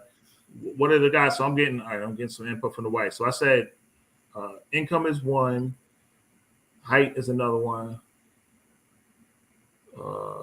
Somebody said intelligence, but I don't. You don't see intelligence on Instagram, or maybe you do. Maybe you see stupidity or something like that on the DM. What you don't have an opinion? Oh, she ain't getting no opinion. All right, y'all coming? I came up with a few. Nobody's coming up with anything. What's the hell?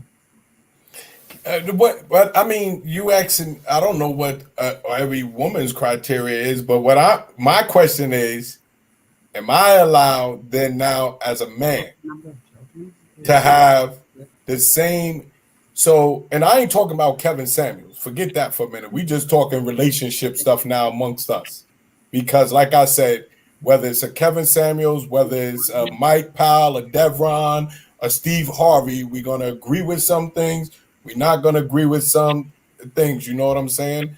What I'm saying is that I feel a lot of times that you have to be careful with what you say and how it makes a woman feel, whether there's any point or logic behind it. Now, for instance, if I start talking about, I don't like weaves and shit. I don't like them fake eyelashes and shits. It's too long. Oh shoot! All right, it was a nice night, yo. I'm not gonna be allowed to say that. I ain't gonna be allowed to have that criteria because I ain't allowed to talk about her hair. I did not see because that. It's gonna be like it's her hair, it's her thing, it's her body, her choice. I ain't gonna be able to say those type of things. I ain't even gonna be able to have that standard because then I'm gonna be messed up. I didn't see it coming, man. I did not. Yeah, I was ready for that one. Damn, I didn't see that one coming, man. You don't got to. But what I'm saying is, I don't care if. Now, personally, I don't really care if you wear a weave or not, right? What I'm saying I think is, you do. I think you do. I think you're a damn liar. I don't care if you wear. You know what I care about? How the weave. Listen to this. I don't care about the weave or the eyelashes or stuff, the nails or anything But what if per they're se falling in off? and of themselves. I care how you wear it, how you look presentable. Some of the shit look crazy, right? Some of it look crazy. But if they didn't have the weave, it wouldn't be looking crazy. If they had the unnatural, then it'd be natural hair. Nah, because I'm not attracted to all natural hairstyles. So this is what I'm saying. So what I'm saying is, and if it's the fact that you even speak on it sometimes that get you in trouble. Look what y'all did. Look at your reactions when I just mentioned it. Oh, true. Well, that's because like 95% of women got. But you know why you reacted like that as a man? Because you understood as a man how a woman would react to me even making that comment. I mean, well, I can tell you in this situation, Charles, I just did not see that comment coming, and it was hilarious. Nah, see, but Dev, you backpedaling. What about what he meant? What do you mean you didn't see it coming? No, I didn't see that coming. It was like a strong statement. But again, I agree with what I agree with. And the things I don't. Some of the stuff he said, I agree. What you think about weeds, Dev? That's love, man. Yeah, you can't. Wait, so some things. One of y'all dated a woman in your past, before, with a weave. Weaves ain't nothing new. But that's my point. Like, I'm not against it. Right. But what I'm saying is, that's not your I'm not against it at all. What I'm saying is, some women's weaves and eyelashes look crazy. And I don't like it, not because it's a weave or eyelashes. I don't like it because it looks crazy. Right. But what I'm saying is that I know that when you start talking about that subject, like if I was to come out and say, yo, you know what? I don't like chicks, man, be wearing all that fake hair and fake eyelashes and shit, man. I like natural chicks. I don't mess with that. I would get attacked in a Facebook group by women for even saying that. But so then I ain't allowed to have my criteria, but she can have her $100,000, her this and that criteria, but I can't have mine. I mean, I feel you on that. I do want to comment though. I want to say like I can't have what I want in a woman, but she can have what she want in a man. I don't think it's like that. Oh, Perry and Stephanie mentioned two things too. Complexion is some people are dark skin, light skin. Oh yeah, all of that's real. I think about all of that's real. All of that's real. Weaves and lashes. But again, when we're talking about what people do and don't like, that's personal preference. But when we're talking about the way you say something to somebody, that's just different. Period. Me. You know what I mean? I don't know. Charles, I'm not going to say who it was, but I was told I was too tall. And I was like, you were told you were too what? Too tall. Too tall. That's not usually a complaint, I was almost 6'6". I'm a lot shorter than that, I think. But, oh, shoot. Wait a minute. Is this your cousin right here? I think we're getting a request from Mr. Shear to join in. Is that who joined last time? Yeah. All right, don't come on there bullying me. Oh, yeah, because your two was, hold on. Listen, I gotta give it this. Yo, to share. What's her name? Nika, though, right? That ain't her. What does she call herself? Nika. Yeah, I guess you could use Nika. I guess as well. So Tia, if your man isn't over, so Tia, you wouldn't date a 5'10" man Send it to that met all of the criteria, was a good provider, good everything. He would automatically be disqualified if he wasn't over 6 feet. Some people would say that's superficial. No, there's a lot of superficial crap that was said tonight. I mean, a ton of it. I mean, it happens. But it's still like, how you gonna say it to somebody? Like, I'm sending it to Stephanie. Nika, you always say put the link in your story, but I don't even know how to put a link in the story. No, I go and open up another thread, and then I go to Facebook and I send it directly to them. Oh shit! All right, come on here, come and straighten me out. Come on, and put me in my place. You were sent the everybody else. Everything. Yeah. Comment. You will put. All right, come on. Open up another window. You go to. All right, I'm gonna put it on my own. Hold on, I'm getting ready to get straightened out here. I'm gonna put it on my own comment because That's like, right. Oh, see, look, Steve said he 5'5", man. You missing out. Look at you playing games out there, with that I 6 put the feet and link over on- criteria. on my page. So just click on it from there because I don't know how else to send it. You gotta explain what's talking about. Put it in your Everybody story. Charles about to get in trouble. Now I'm a note that we almost at the 2 hour mark too. Why? How am I? What did I say? Steve said he's 5'5", man. He's missing out. Steve is 5. Oh yeah, what? Games out there. Playing games out there. Like 6 What at the end of the day, what did I really say? I ain't say nothing disrespectful to black women. Why am I getting ready to get beat up? Because you were talking about the weeds. the 2 hour. Exactly. Somebody got the audio. Disrespectful to black women. Why am I getting ready to get beat up? That's one of y'all, It's not. That's death. right? I don't think I said nothing disrespectful about black women. Wait, it's Who said that? Stephanie Nika. Why you got? No, I said it was Somebody got the I audio. said it was Stephanie. And that's Mike. That's not me. No, it's not, I don't have. That's one of y'all. Yeah, that's you, Mike. I just muted you. That's you. You got like another window open. When you open the other window, you got to Close your Facebook feed from your page. or close the real talk feed.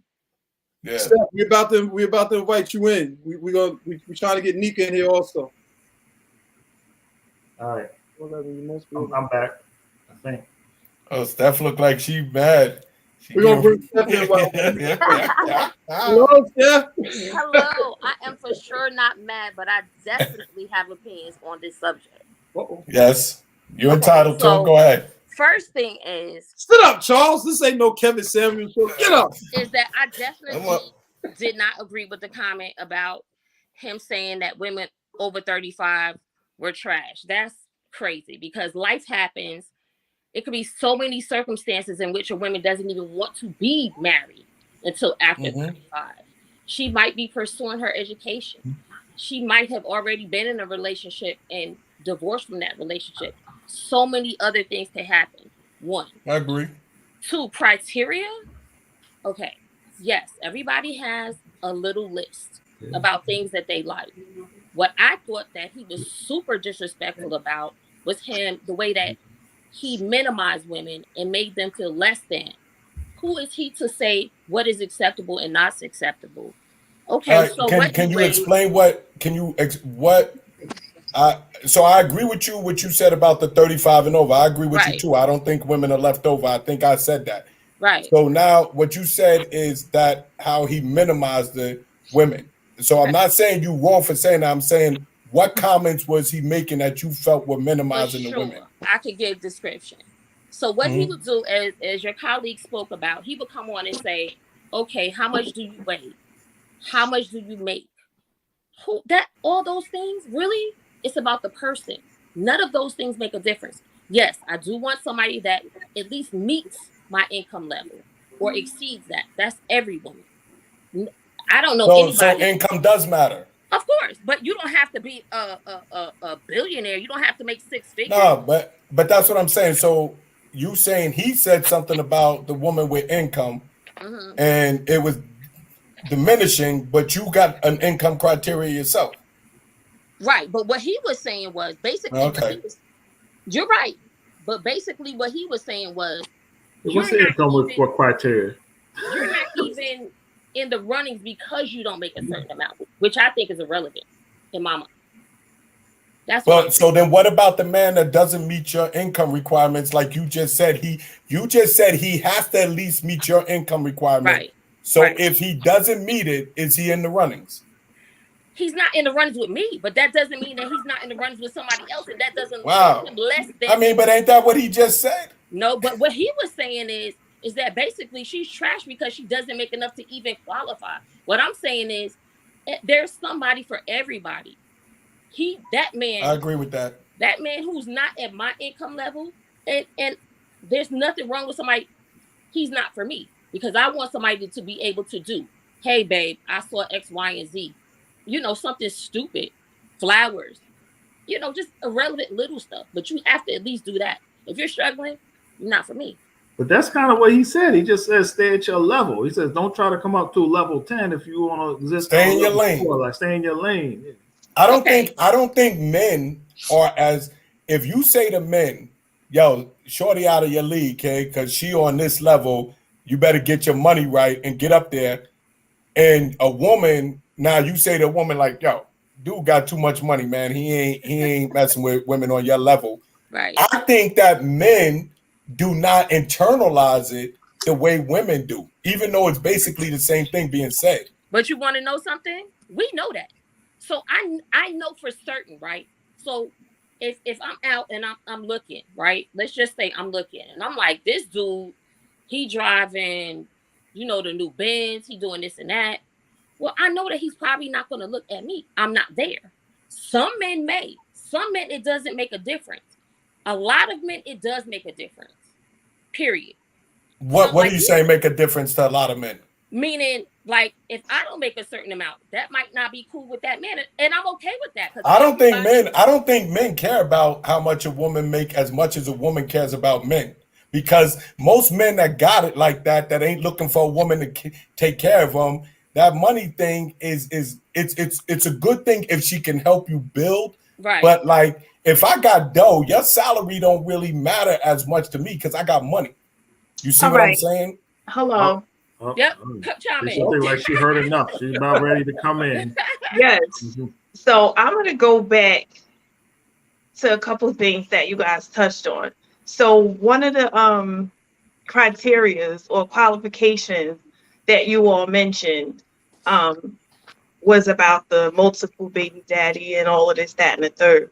I have 2 sons by 2 different men, and both their fathers are active. Both their fathers, help out and do what they're supposed to do as a father. So if a man wants to disqualify me based off the fact that I have 2 sons by 2 different men, then honestly, that's his L.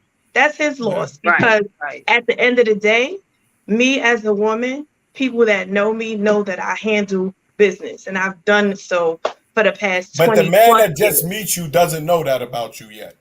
And guess what? If he's smart enough, he'll grant himself the opportunity to get to know me, to say, oh, she is pressure. All right, so now let me ask you a question, though. Let me ask you a question. Go ahead, ask your question, Charles. Honest question. Do you think It's getting good. I don't know how old you are, right? I'm 43. So, okay, you 43, right? Now ages, and you got a dude.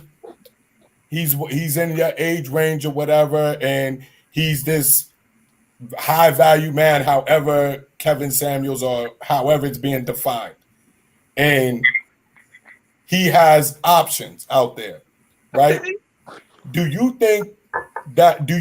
Okay, let me ask you this honest question. Do you think the fact that you have 2 kids with 2 guys, even though they're active, but this dude that's coming in your life is going to have to accept that these 2 men are going to be around, they're going to be around you, they're going to be around this situation? When you say around, what do you mean? Because I'm not having barbecues and they're coming. Nah, I'm not saying that, but I'm saying they may come to, like, I don't know what age they are. They may come to school meetings and like natural things that involve fatherly do. Yeah. So what I'm saying is, do you think that has shied dudes away from even getting to know you to even want to deal with that situation?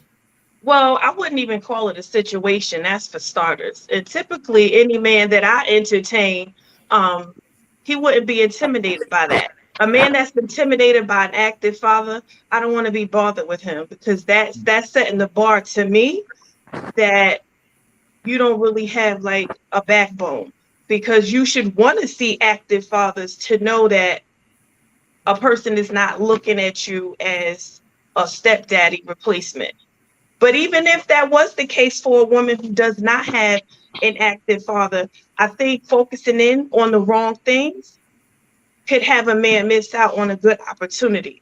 Now, I agree with that 100%. But my question was, do you think that situation has hindered you from meeting men as if you didn't have that situation? No, because I typically attract the energy of men who have backbones, who aren't intimidated by those types of situations. So that's my answer. I can judge so a let me ask you character. this. If a dude doesn't want to, at this stage in his life, if a man just doesn't want to be in that type of situation, It's why not does he have to? though. Okay, well, When you say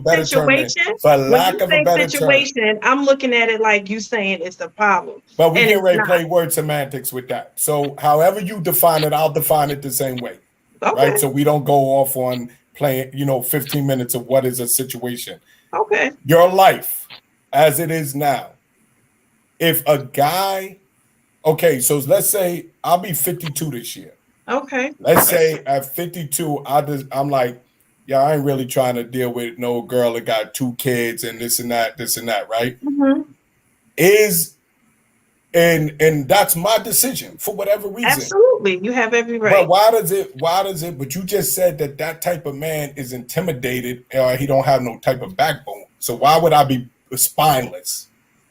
For me, the way I think and for what I want in my life, I look at it as no backbone or spineless for the simple fact as you're using something that simple to distract you from a good woman. You're focusing on the wrong thing. And I say that for my life. How am I focusing on the wrong thing when I'm focusing on her life and her kids and all of that? Because, right. If that's your choice, if that's one of your qualifications, so be it. Because if I become that type of man to you, isn't your kids going to have some role in my life? Say it again. If I become that type of man to you, we get to that level, even with active fathers, aren't your kids going to have some type of role in my life? That's only right. That's a part. I'm not saying nothing is wrong with that. I'm not saying nothing is wrong with that. So I'm saying, why can't I evaluate that and come to the conclusion that, you know what? This just ain't really what I'm trying to be involved in life without. But you see how if I set a criteria, I become something negative. Let me answer you, Charles. You see what I'm saying? No, but you allow me to set a criteria. I'm not. That's my opinion. You know what I'm saying? Which is what, and aren't we arguing about another man's opinion? That's what I was saying from the beginning. How invested are you in Kevin Samuels or anybody's opinion? I typically don't use the weight of other people's opinion to make decisions on where I work, who I date, where I go, how I dress, how I wear my weave that I got in my hair right now. I'm not codependent. I'm not codependent. I have no problem with your weave. Right. I typically make decisions based off how I feel and how I move. So for the man that looks at me having 2 sons and 2 baby daddies as an issue, sir, nice to meet you. This is not, what you're into. And that's absolutely fine. I'm not going to be offended. I'm not going to look like this person is bad. You called him a name. I did. You judged. This is what you did. You did not just let him be about that. What you did was you insulted him. No, I'm going to finish. Hold on a minute. No, I'm not holding on because you cut me off. He was spineless. Charles, that's my opinion. That's my opinion for what I want in my life, because I feel like. But I became something negative. But listen to what you did. I became something negative because for what I wanted in my life. Guess what? You might be spineless to me, but for the next woman that doesn't have any kids, you may be a perfect 10. Exactly, but you had no problem with assessing my character in the negative because of my criteria. And that's my criteria. I prefer to have a strong man that doesn't have a problem. So why am I wrong for assessing your criteria? And all I'm asking is, do I have the same thing to do with you? She's saying one person's trash. I understand what she's saying, man. I understand what she's saying. I don't need it explained to me like I'm not understanding here. I'm asking that can it be this? Like this is what I'm saying. I would get attacked if I say, yo, a woman don't want to deal with me, then she's such and such. She's spineless or she's this. That would not be acceptable. but it's Why not? acceptable That's your for opinion. her. Wait, Charles, wait. Let me jump in. So I think we're differentiating between what we think personally, and if we go back to our original conversation, Kevin Samuels, like, yeah, I don't think anybody argues like he's entitled to his own opinion, right? But he's the person with the megaphone, like putting it out to his platform, right? So Literally, that's what we're doing right now.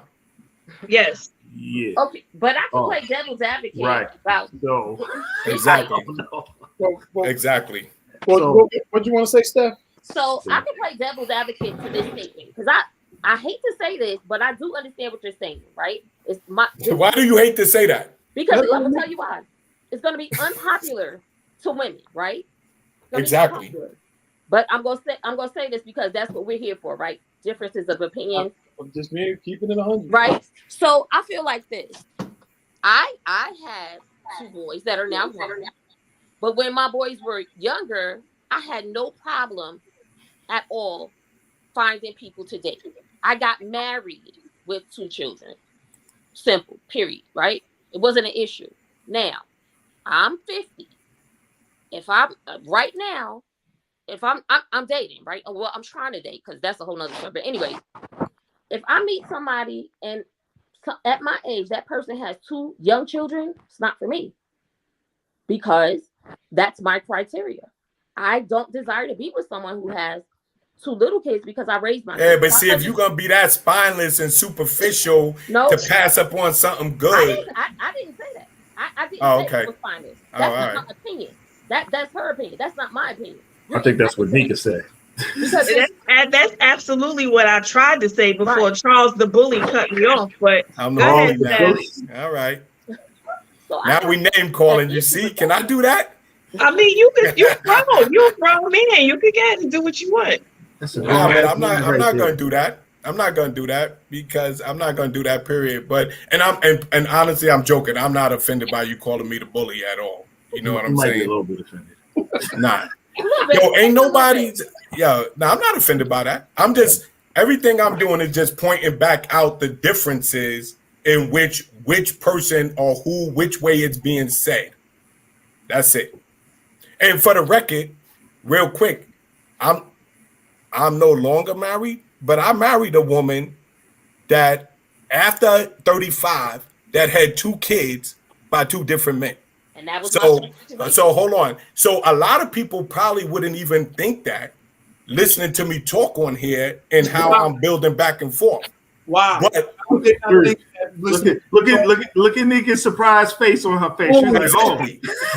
but because I'm just trying to show like there's certain things, and this ain't coming from Kevin Samuels, is that women have a hard time, in my opinion, sometimes listening to things that make them feel a certain way, no matter what logic is behind it.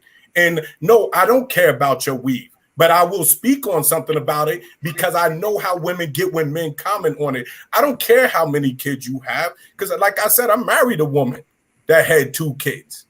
You know what I'm saying? By 2 different dudes, and their fathers wasn't even involved. Well, let me say, you know what I'm saying? With my background, and I sometimes revert back to this, and oh well, that's just how I am. In my opinion, I feel like sometimes men and women can focus on the wrong things and look out on or miss out on a good opportunity. In my line of work, right, I deal with high net worth clients, right? And a lot of them choose more with their brain in terms of who their partner is, someone that they can build with and leave generational wealth and pass on positive traits to their children versus, and I'll use men in this example, versus a man that's worried about if a woman is light-skinned, if she got long hair, if she got a nice butt, or whatever the case may be. All of those are fine, but when you look at the bigger picture, if you are using those types of criteria to meet your mate, then you probably, I don't know how well that'll go. You know what I mean? Because if you look what about a height requirement? Let me finish. If you looking at a fat ass, right, and when you die or get close to death, she can't do nothing for you, What good is that? But if you pick a partner based off getting to know that individual, of course you want to be attracted to the person, but you also have to think about what is their thought process on life? How good are they with money? Is this somebody that I want to add on to my bank account? Is this somebody that I want creating an impression on my kids with? You know what I mean? A lot of those weave and baby daddy attributes, it just doesn't fit into that equation. Okay, agree. But when you were talking about that right now, in the general, you said both men and women. But then as you started explaining it, you actually only list superficial things that men look at. Right. In the general, you said that's everyone. why I prefaced it with. But then you only started listening. Example. Then that's why I came at you and said, well, what about height? Because even though you said all of us need to stop doing it, the only things you started looking at is body, weight, big butt. You started listing the superficial things of men. So that's why I said, well, what about women? Since we're talking about everyone needs to start doing it. I can go into women, like a height requirement. But you chose not to. You only chose to go in on men. Right. That's what I was saying. I did say I was 43, so I am entitled as an adult to choose if I want to use a man example or a woman example. But in the case I thought we was women, talking about everybody. That's my bad. In the case of women, if a woman chooses to skip over a man because he doesn't meet her height requirement, then that's the same thing for her. That could be a short man that could change her life. And it's not only referring to financially, he could change her life emotionally, spiritually, even physically. And those are some of the things that people look over and miss out on a good opportunity to build a good life. But if he's short and I'm not feeling him, I'm not dealing with him. The shortness just helped me along the process of elimination. Well, I think Stephen put his height out there at 5'5", 5'6" or something for anybody. What happened? Stephen on our show, he put his height out there, 5'5", 5'7", something like that. Hold on a second. Hold on. I mean, I see what she's saying, but we do a you're little right. dating thing while we online here. If you shorter than me, I can't. I understand what she's getting at with that. But there could be a man that's shorter than me, and based off how we vibe, based off his energy and other things that he has going on for himself, if I find him attractive and he happens to be an inch or two shorter than me, then so be it. That's my man, and we gonna rock out. Me and his short ass. I don't care. Right. I know what you're saying. Everybody, but he's right. Everybody has. I bet you even with that short size, you got a limitation on that. Like he could be an inch or two, but he can't be like 5. If he's shorter than me and we vibing and we feeding off of one another's energy and he brings positivity to my life, if he's 2 inches shorter or 10 inches shorter, we gonna rock out, and that's just that. Again, I'm not codependent. So height's not really a requirement for you then? It is a requirement. However, if I'm out bowling with my friends and a short man approaches me and I'm into his conversation and he's keeping me engaged, I'd be a fool not to connect with him and get to know him and things of that nature, because then I can determine, okay, yeah, he's short, but guess what? I'm checking off a lot of boxes. It's a negotiable one. And that's cool. Yeah, it's always negotiable. Yeah, it's definitely negotiable. I don't have no problem with that. Somebody's shaking their head like this. Well, no, I'm just, again, everybody's entitled to their own. For me, and I'm really into intellect. Somebody said, and it was you who said, "Oh, you can't." I'm really into a smart man. Like, to me, you if you're smart, you're winning with me. That's first and foremost for me. But you can be smart and 5'3" and it's not gonna work. I'm just saying, you can be smart and 5. I'm 5'5", so you can be smart and 5'4". That's it. Anything under that, that's it. Because I'm not attracted to you now. I don't care how smart you are, and everybody's entitled to that. What is that thing though? What is it? Like if you gotta look a dude in the face, eye to eye, is what is it? Where does that come from? I mean, it's not okay. So we're gonna be honest about it. So it's not that. I just feel like my ex-husband was my height. I had no issue with that whatsoever. For me, I'm not I'm just not attracted to. First thing is, let's be superficial about it. I like putting on my shoes. I don't want you to be in my boobs when I got my shoes on. Is that what it is? See, Yeah. not to offend anybody here, because we're all between like we're like 6'2", 6'3", 6'4". So Right. we're we can't get offended here. Right. So I'm just Or saying, five. like, I you could forget be Dev. I don't know if you're 5'5", 5'4" or 5. 5'4", but I don't. No, want I meant Dev is at like 6'5". So we're in the little but that's basketball team cool here. because you get. That's a whole nother thing. That's cool. I don't have an issue with that. How would a 5'5" man right now, listening to you on this thing, feel about what you saying? I rock with 5'5" men. I rock with 5'5" men. Well, I mean a shorter man, a 5'4", 5'3". 5'5". Listen, to that, everything ain't for everybody. Everybody has their checklist. And depending upon how you operate as an adult, if you feel like certain checklist items are non-negotiable, then you keep it moving. That's just me. That was 6'3" and was like, you cute and everything. I like your personality, but you too tall for me. He preferred women that were 5'3" and under. That's his preference. I'm not insulted by it. That's just what he likes. Wait, but now here's the question though. How do you now Kevin Samuels got in trouble for being direct, right? And he was like, look, he's like, yo, you overweight or you got too many kids. So a short dude approaches you. He got a banging car. He got a you can see his, I don't know, he got whatever it does, it's showing he's flashing, you can see his job, whatever, and you look at him, you're like, nah, like, no. He's like, look, I'm good. Like, he tries to talk to you and everything. He's like, look, be straight with me. What's the deal? What are you gonna tell me? I mean, firstly, I never say never, right? So if he comes to me and he's definitely in my ear and telling me some things that is good for me, I may let him shoot his shot. I may give him a chance. That's not my preference. I'll never, like a lot of things in life, man. It's situational.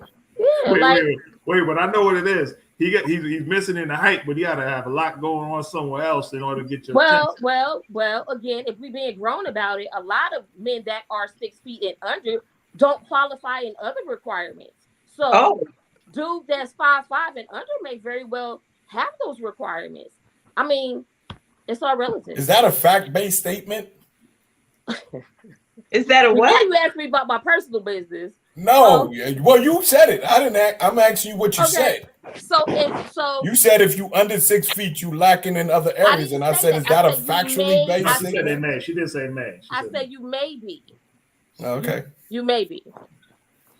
Lacking in what areas? One comment get by, man. Lacking in what areas? Shanique, you ain't got nothing to say about his comment? Okay. Well, I'm respectful when other people are talking, so I didn't want to interrupt my sister to the right of me.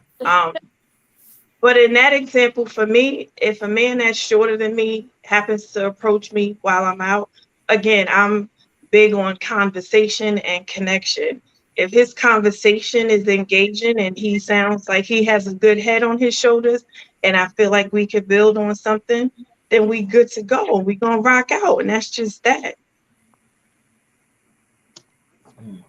Like, I have qualifications, but depending upon, because I can meet a dude that meets the height requirement, and then he turns out to be a jerk. I'm not dealing with that because he meets the height requirements. No. I think most women have height requirements. Yes. Absolutely. Yes. And so do men. Men have certain requirements, as do women have certain requirements. Mm-hmm. But it's just which ones are non-negotiable. Like for me, and which ones are considered non-offensive. What do you mean non-offensive? Throw that in non-offensive? there. Because I think that sometimes some of men's requirements might come off as being, for instance, I'll take it like this. If a man has requirements and I don't fulfill them, then I'm just not for him. And I'm okay with that. Again, I'm not codependent. I'm not going to focus on and it's the reverse. Right. Absolutely. Like if he's like, oh, I don't like women that are light skinned, or I don't like women that are skinny, or women that are thick. Okay. Nice to meet you, sir, as you were. Because for that one man that uses that as It a might be another. non-negotiable. It might be another dude that love it. There is, not might, there is. See, but the Well, I mean, criticism, I don't know your personal situation, but I'm sure that there's a dudes that love all type of women. That's what I'm saying. Like, Yeah. that's why I feel that way about relationship advice in general. That, like, look, just take for instance what happened here, right? Everybody had their criterias. You all came on here first with what your criterias was, just to walk it back to basically say, well, it really depends on how the dude is. I can walk back some of these criterias, the height, the different things, as long as he's treating me good or whatever. So your criterias, for the most part, were even negotiable. So that's what I'm saying. That's what I feel like listening to relationships and everything. Like, it's situational. It's things like, on the surface, I would say that at this stage, probably wouldn't want to, if I was meeting someone new, probably wouldn't want to deal with a chick that got a fourth grader. Yeah. Ain't really interested in going to PTA meetings right now. You know what I'm saying? But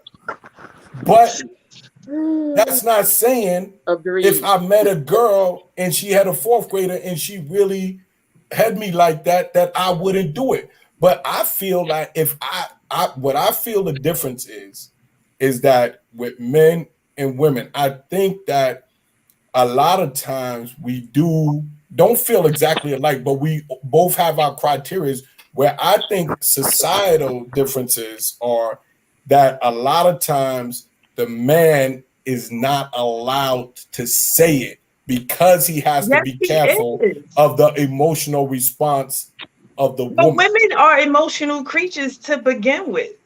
I'm not denying that. So whether my you in a point relationship or you just meeting them, So that's women my in general point. are nurturers and they're emotional. So as a man, it's up to you to acknowledge that and move accordingly. No.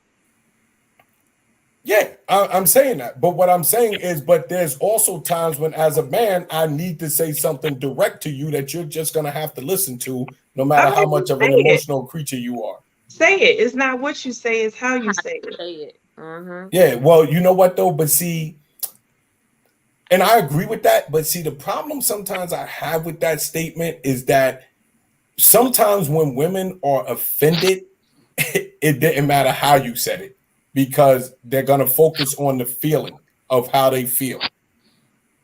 That's my personal belief. Not in all situations, not in every time. I don't believe there's absolutes. I don't believe in that there's every absolute in everything, especially when you're dealing with human beings. Even when it comes down to people's principles, we all have a core value of principles, but people alter them things based off situations. You know what I'm saying? Like when they hear all of the facts and information. So that's what I'm saying. Like, of course, I believe delivery matters. I'm not sitting here acting like that doesn't matter. How you speak to people matters. Of course, that matters. I understand that. But what I'm also saying is that there at times I can say it in a non-disrespectful way. And if it makes you feel a certain way, I am going to have to deal with that emotion versus the logic or truth behind what I may have said to you. Well, tighten up them bootstraps before you say it.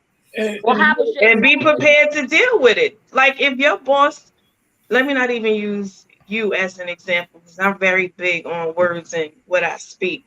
So if there's a man that gets fired from his job and the boss says, Larry, you're fired.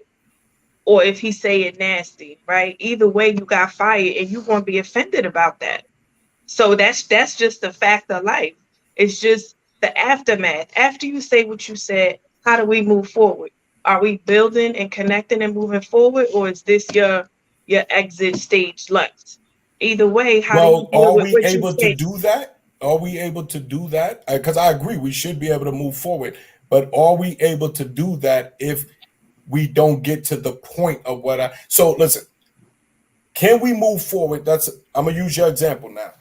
Okay. Can we move forward if I don't deal with the firing? This is how we gonna move forward, because let's say it messed our money up. Me and you together, it messed our money up in the house.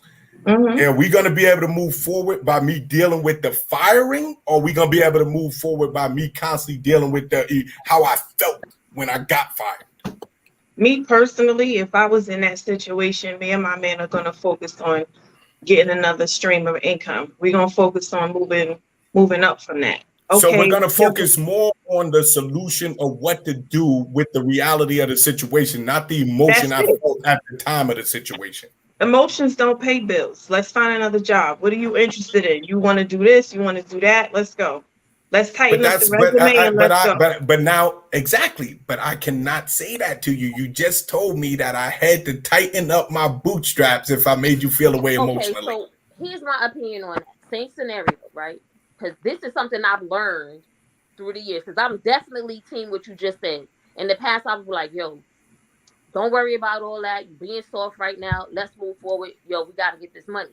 However, I've learned that men have feelings too. They have emotions too. So you have to deal with that first. Right, babe? Look, I know you were fired. I understand it may not feel great right now. Don't worry about it. We got that. And then we go move to that next step. This is what we need to do. I'm not doing all that.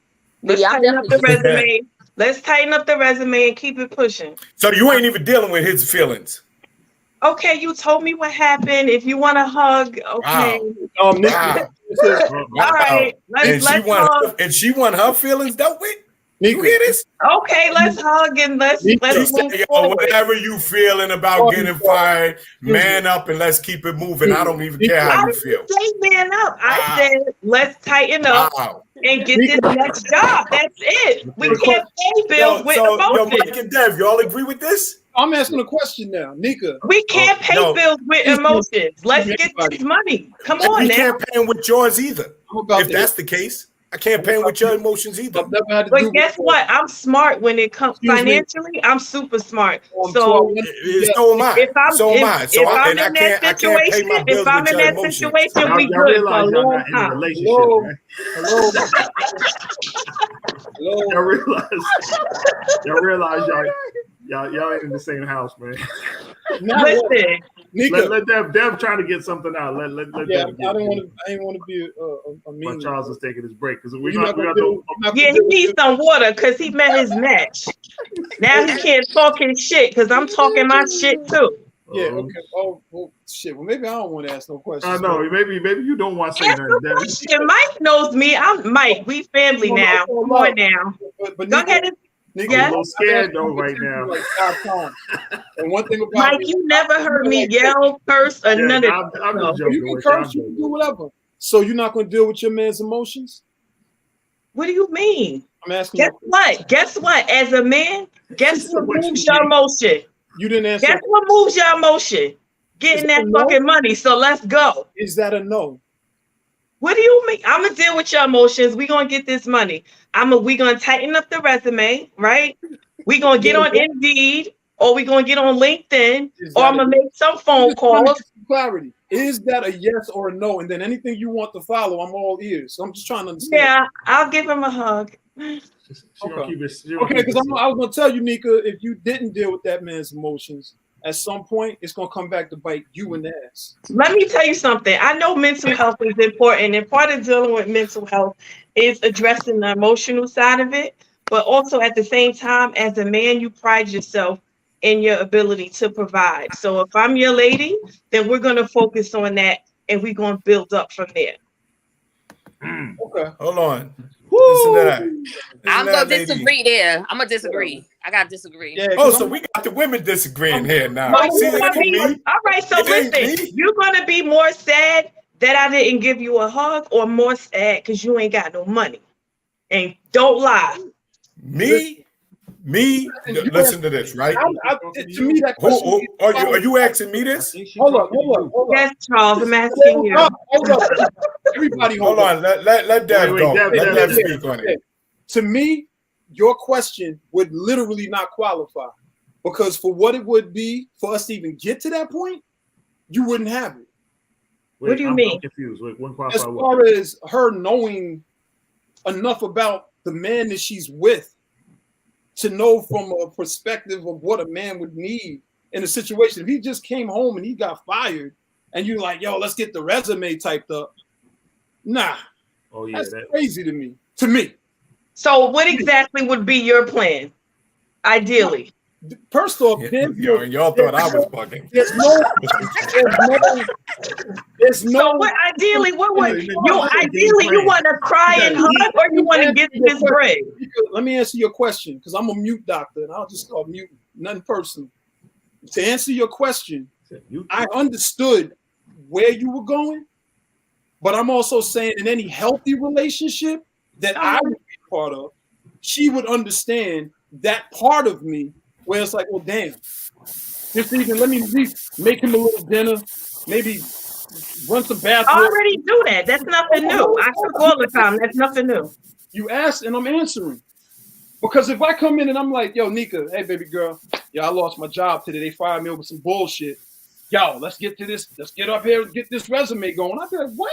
Like, what do you, yo, hold up. Like, what like, that's when we, like, for real? That's focusing on the problem and not the solution. I'm a solutionist. Sorry. I'm not going to apologize for that. Be a solutionist, but by the same time, take care of the needs of your man, depending on what his needs are. You might deal with men that don't need you to just for that minute be like, yo, baby girl, baby boy, let me listen to you, tomorrow or next week. Let's take a quick ride out and just take your mind off of things so you can recalibrate. I was just curious. Fine. I was just curious because the way you said it, and I'm listening because I'm sitting there listening. I'm like, damn, that was real cold. Like, for real. Like, to me, that's cold. Oh my God. Her tone. Oh man, listen. If she Show your face. Show your face when you talk. From the bathroom? Where you at, Charles? Hold on, nah. Yo, listen, hold on, man. I'm preparing my coffee for the morning, right? This is what I'm doing. This is pure Colombian coffee shipped from Colombia.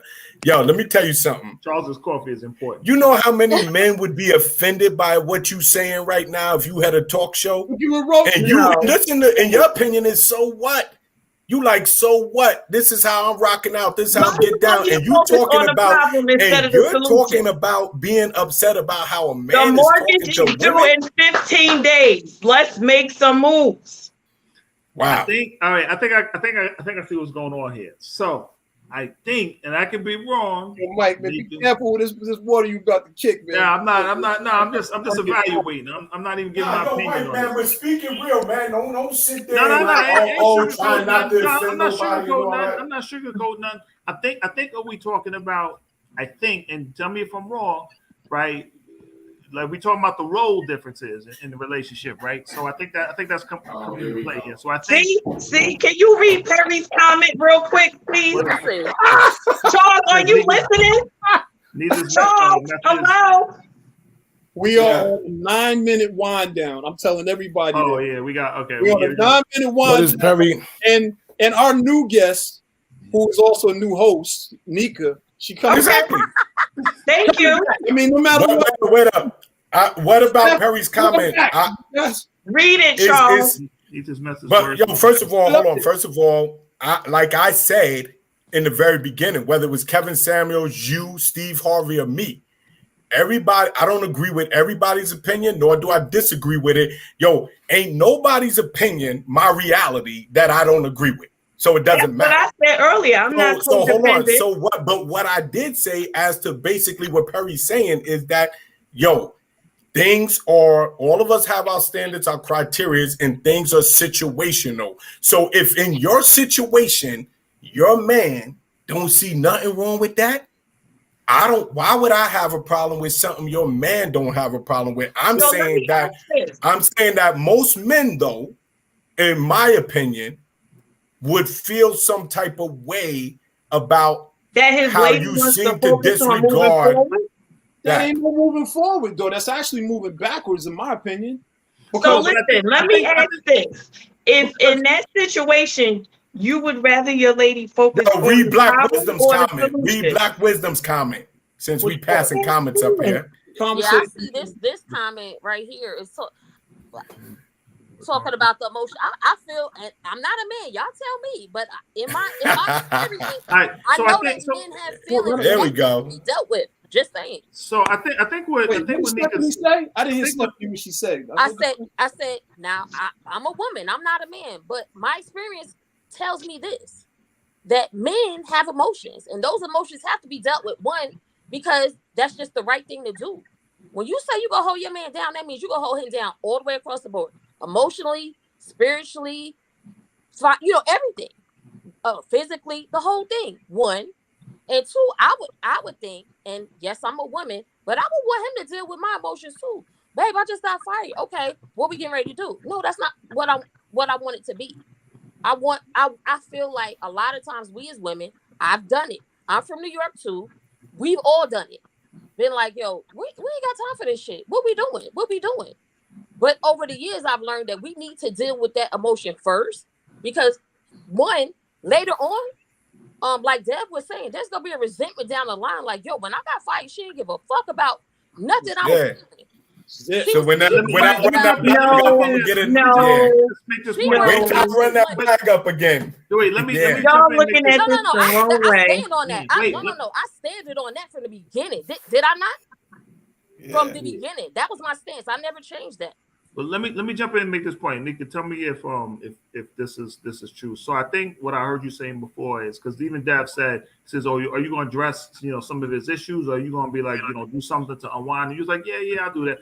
So I think what I hear you saying is, like, you're gonna do what you think needs to be done in order to like deal with that shock of him getting like fired and stuff like that. But you're gonna expect him to still be a man. Like, all right, so a female might be emotional. She might cry for like a day or two or whatever. No, I'm saying this is what she said, Mike. That's not. Yo, come on, Mike. You in the staging for her, man. Let him finish. I'm telling you, this is what I'm taking from it. I don't know. I ain't BSing with this. This is what I'm thinking she's saying. So I think she's saying, a man's gonna be upset about it, but you ain't gonna expect him to be crying for 3 or 4 days about it. Where a female might be more upset, she's gonna break down like emotion. But all right, you can have your moment, do everything. All right, but now pick it up and keep it moving, like kind of thing. So that's what I'm assuming she's saying. I don't know. And I'm agreeing with you on that. So let me be clear. I'm not changing my opinion or my statement of what I said. Like I wanted something down. Yo, son, you rewrote that whole statement. She getting ready to clarify right now, man. Listen, you literally. So I can't even. Yo, Mike, man, come on, man. Yo, you're doing a disservice to us right now. Listen, let me clarify my statement, because I think you all are taking my statement. I think you all took my statement and ran with it. So I'm going to clarify. First and foremost, I stand on what I said. At the end of the day, if I was in that situation, absolutely, I'm going to address the emotional impact of it.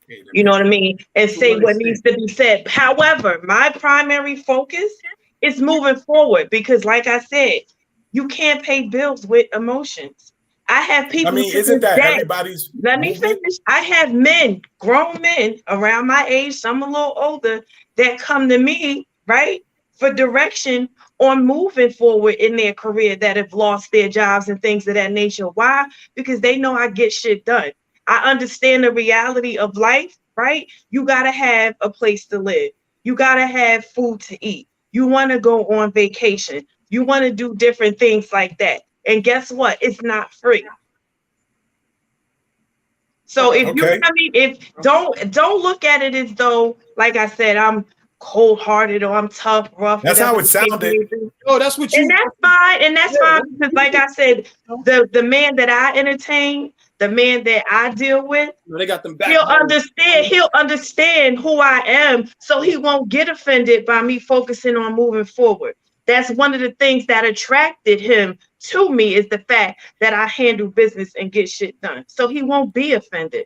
So, but why I can't be impressed with that, but still feel a certain way that if you ignore how I feel?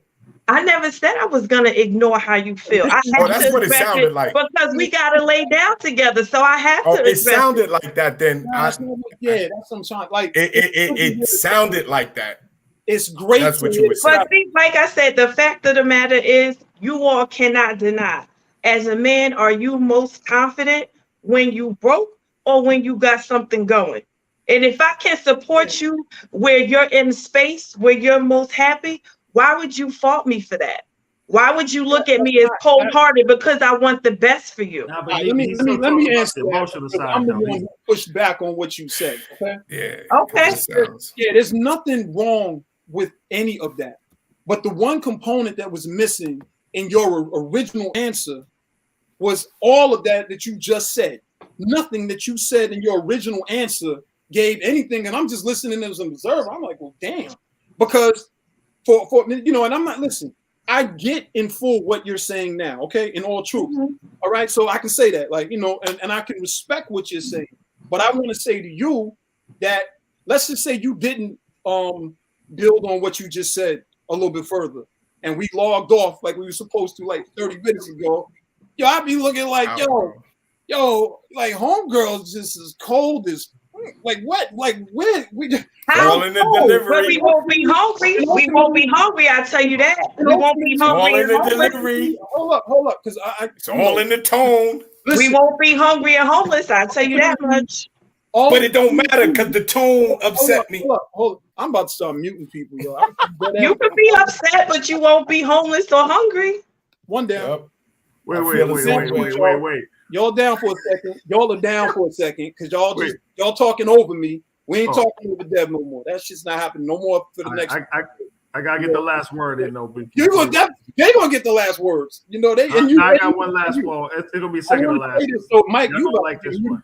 Bye, Mike. What the hell is wrong with you, Mike?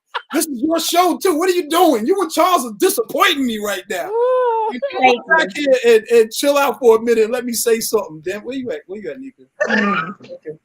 Yeah, I had to get them. You know, I had to get the mute gun out for a minute because y'all are just going nuts over here. Nika, all right. Yeah. Let me be clear with you, okay? I understand if a woman is there for her man and she's like, yo, let's go. But the way I sort of look at that also is there's something happening in that space with that man that for whatever the reason, he has not started to move in a timely fashion based on whatever that situation may or may not be. All I'm saying to you is this. The way you first initially presented it, that's all I'm saying, it didn't have anything else but bones. It was no skin. It was no hair. There was no warmth. It was very, very cold. So hearing you now, I would say that, you know, okay, I get it. But I will also air to say that to your point, that your man, you know, whoever you'd be dating at that time, he might understand and expect that type of vibe or anything from you in that time and space. With that being said, I'm telling you as a 50-year-old man who at one time used to ignore my feelings because it wasn't the thing to be in your feelings. It wasn't the thing to deal with what you was thinking. It wasn't the thing to deal, you know, that shit is unhealthy for us. It kills us. So all I'm saying to you is in your position, you know, you might want to consider in theory, no. Listen, I said in theory because listen, outside of this virtual world that we're in, I get it. Once we click off, you go your way, I go mine. But I'm gonna share something to you just as a man. And you said you 43. You have the same behavior at 53, and I bet money by 63, it won't be as, you know, I would bet money that it wouldn't work for you because a lot of the times when guys, devil is a lie. Okay, well, a lot of the times when guys, what I was making it even exists. When guys are getting older, when men are getting older, they literally are becoming more in tune with what they actually feel and how it affects them. It's no more that machismo, like, I'm just gonna do what I do and yeah. Nah. So I'm just giving you a piece of healthy advice, and you said you ain't hearing it. That's cool. It's no problem. But I needed to say it to you because I want you to understand. You sounded cold as hell on here as a woman. That's all. Well, there's a hockey rink. So Mike, man, you cool with that? What I said. I don't got no problem with that. That don't mean it's gonna get you anywhere. So you can stand in place. And that don't mean that it's wrong either. You're right. Ain't nobody saying you wrong. You're right. You're right. We saying all we tell you is how we felt. Dev just said it's not going to get me nowhere. Now he's on his Kevin Samuels shit, right? I would bet that for whatever it is, Because listen, It won't work for you or a man that thinks like you. successful, that Wow. got everything in the world. I But think what his emotions should be acknowledged. They got a puppy. They out there walking puppies. And then when you try to explain to them, like, yo, like, you know, why don't you consider this and change that? They just like you. No. So it's like, yo, all right, You cool. want me to change my opinion because of what No, you no, said? no, no, no, no, Then no. you're saying No, the beginning no. you don't want to be distracted by somebody else's What I wanted opinion. to do was hear what I No, was we don't want that at all. Sure. We don't even expect that. to expand your thinking in that manner. That's it. I don't want you to change who you are. And listen, you don't owe me anything. I don't owe you anything. I'm just saying Absolutely. more and more I'm seeing women that have your perspective. And earlier when y'all was talking about the point system and everything, yo, some of the things that I've heard women say about their point system, I'm like, well, damn, like nobody can get it. I don't even think Joshua can get in this thing because you got you got more points than you know, like you gotta have some malleable But areas. only the man is wrong. You gotta have some valuable areas. So the Yeah. Memphis want us to shut that's down. all. Nobody does that. Oh my God, yo, damn! She said we overtime. Well, we Yeah, are. we over time. Okay, All but right, now everybody gonna have the last word. I'm gonna shut up. Yeah. My rant, and I do Nika, understand you better. thank now. you. That's all. I understand. Yeah, Nika, thank you, man. I thoroughly Woman. enjoyed your presence. Woman, Huh? you said thank you, man. I'm a woman. I didn't say thank you, man. Yes, I said thank did. you. you Well, you if might- I did, my bad. Yo, it My is bad. Don't get her upset, please. Yo, you my might bad. have to have God. her Get her upset. We grown. We I am having a so glad that conversation, you right? know, but I am so glad that yo, listen, I'm not offended about anything you said. You feel how you feel. It is what Yes, it is, y'all right? are. No, we're not. But we pointing out the same way how you felt as a woman, you could point out what you disagree with what a man was saying and everything, and we just doing the same. But yo, at the end of the day, your relationships or however you approach men, if it works for you in that situation, it works for you.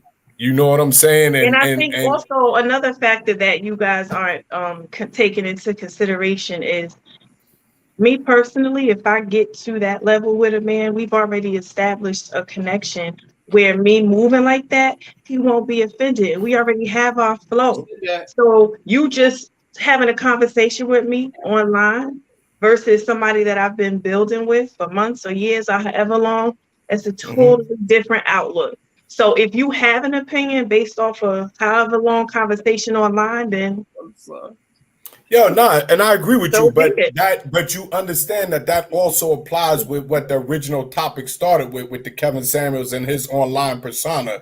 Is that this is what I was saying from the beginning. I didn't understand. You know what the original thing started is I said the original first conversation was, damn, I didn't realize that many people were even invested in what he was saying, that they were so angry they was glad that he died. Like, they you was know glad what I'm when saying? Osama bin Laden died. Yeah, all right, but we're not talking about Osama bin Laden right now. We're talking about, but I can understand why people felt that the dude was trying to kill us. I didn't feel Kevin Samuels was trying to kill us, even though you might feel differently, right? You know, and some people don't even think Osama bin Laden died.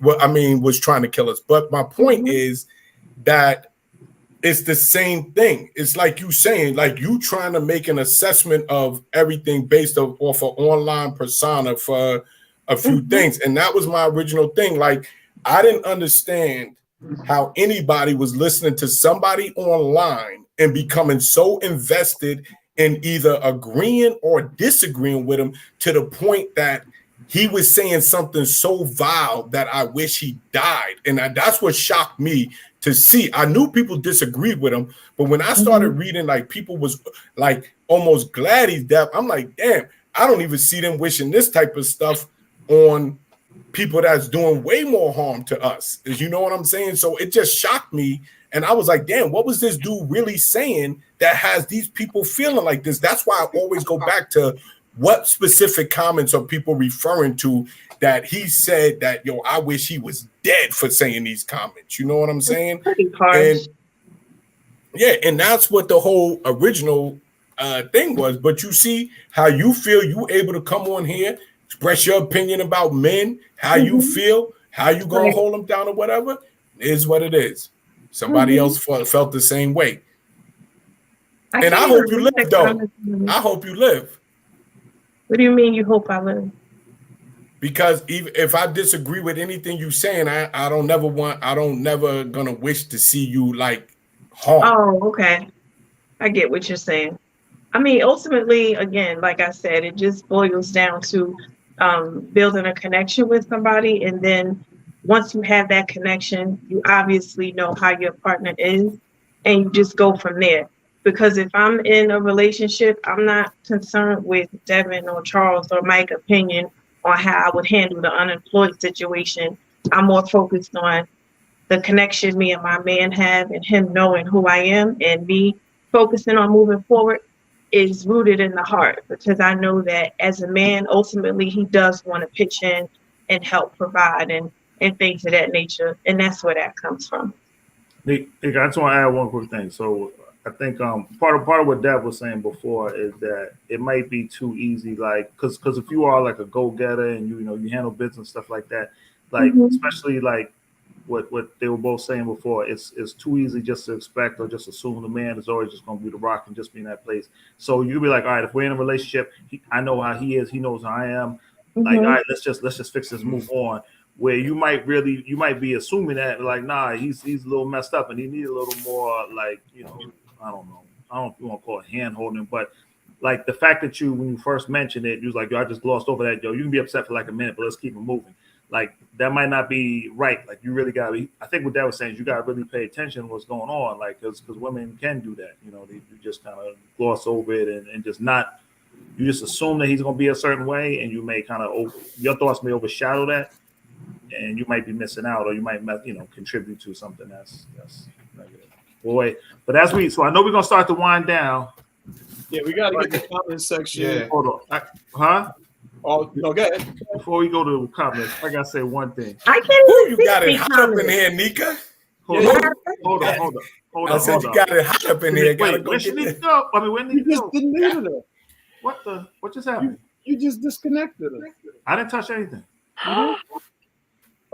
What happened? Come back. Click the link, but so we don't get. See, you about to get us beat up. Oh man, Mike, you. No, I didn't touch anything. She coming back in. All right, hold on. Here she goes. We are so glad you're back.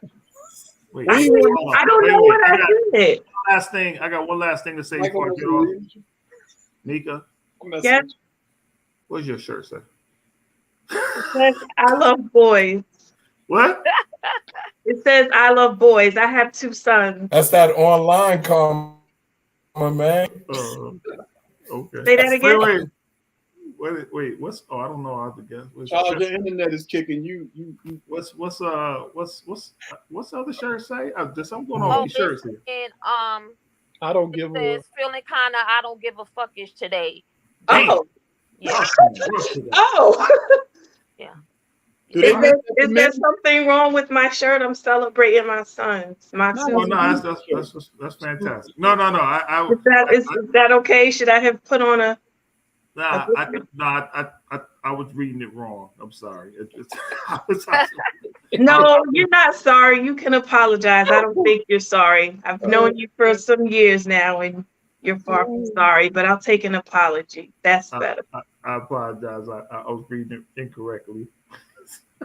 Listen, you all have definitely helped to make tonight incredible and memorable. You're definitely welcome back as co-host. Yeah, I had a great time. I definitely love Your the life. opinion. Yeah. Thank you. Oh, what the Wait, Charles what the do? hell, Charlie? That's all right. That's all right. Just Oh, He was like, that's fine. That's fine. Don't worry about that.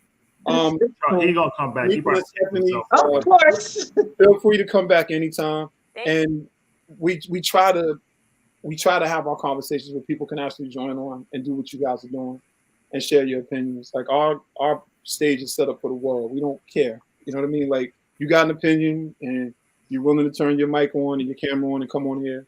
We welcome it. It doesn't mean that everybody's gonna stay the whole show, because sometimes when people come, like literally just coming for a moment. But you guys got co-host status now, so y'all can come and just You know, all I'm saying to nigga is like, nigga, listen, yo, I'm scared of you. I'm for real. Man. You make me nervous. I'm scared. Like, you know, I'm glad you picked. Well, guess what? If this short conversation makes you scared, then oh well. I'll be horrified if you're really a nice person. You're just getting these key. I'm joking. I know you're a nice person. I'm joking. I'm cutting up. I know you're a nice person. You were on before, and you know, thank you for bringing that fuego, as my big cousin said a little while ago. Mike, you want to tackle the comments? Or you want me to tackle them? Oh no, that's. Why can't I see the comments? What Because am I doing? we'd have to bring you in another way. Like when you come in as the guest. Oh, like we got a whole when y'all see me or Mike doing this, we're literally controlling the show. There's like a whole bunch of stuff going on that you guys can't see. Oh well, I'm not trying to get into So we don't have, that's y'all techie. That's Mike with his technology stuff and all of that. That's all right. Charles don't touch it either. Charles just you give him a log in, he get his microphone on. That's all he plan on doing. Do y'all see the private chat? Do y'all see the private chat? His Charles. I can see. I don't. You can see the private chat, right? Yeah. So that's how we were communicating, sort of in the communication as far as the times and stuff like that. Mm-hmm. You know, and you know. Right. No, y'all can't see the private chat because I'm sending one note. But go ahead, you go ahead, Dab. I want Nika. So as far as the comment sections earlier, we had Christina, Tempest, Regine, Kristen, John Chan, Janine. That's my sister. Let's see. Let's see some other people. Tia, Larry, Perry Jones, he's another co-host. And he's straight to tape. We had Larry Saeed right here earlier. Oh God. You know Larry?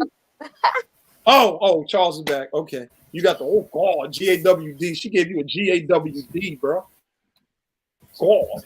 You know, Perry, Sean was in here earlier, Sarah, who is with us now.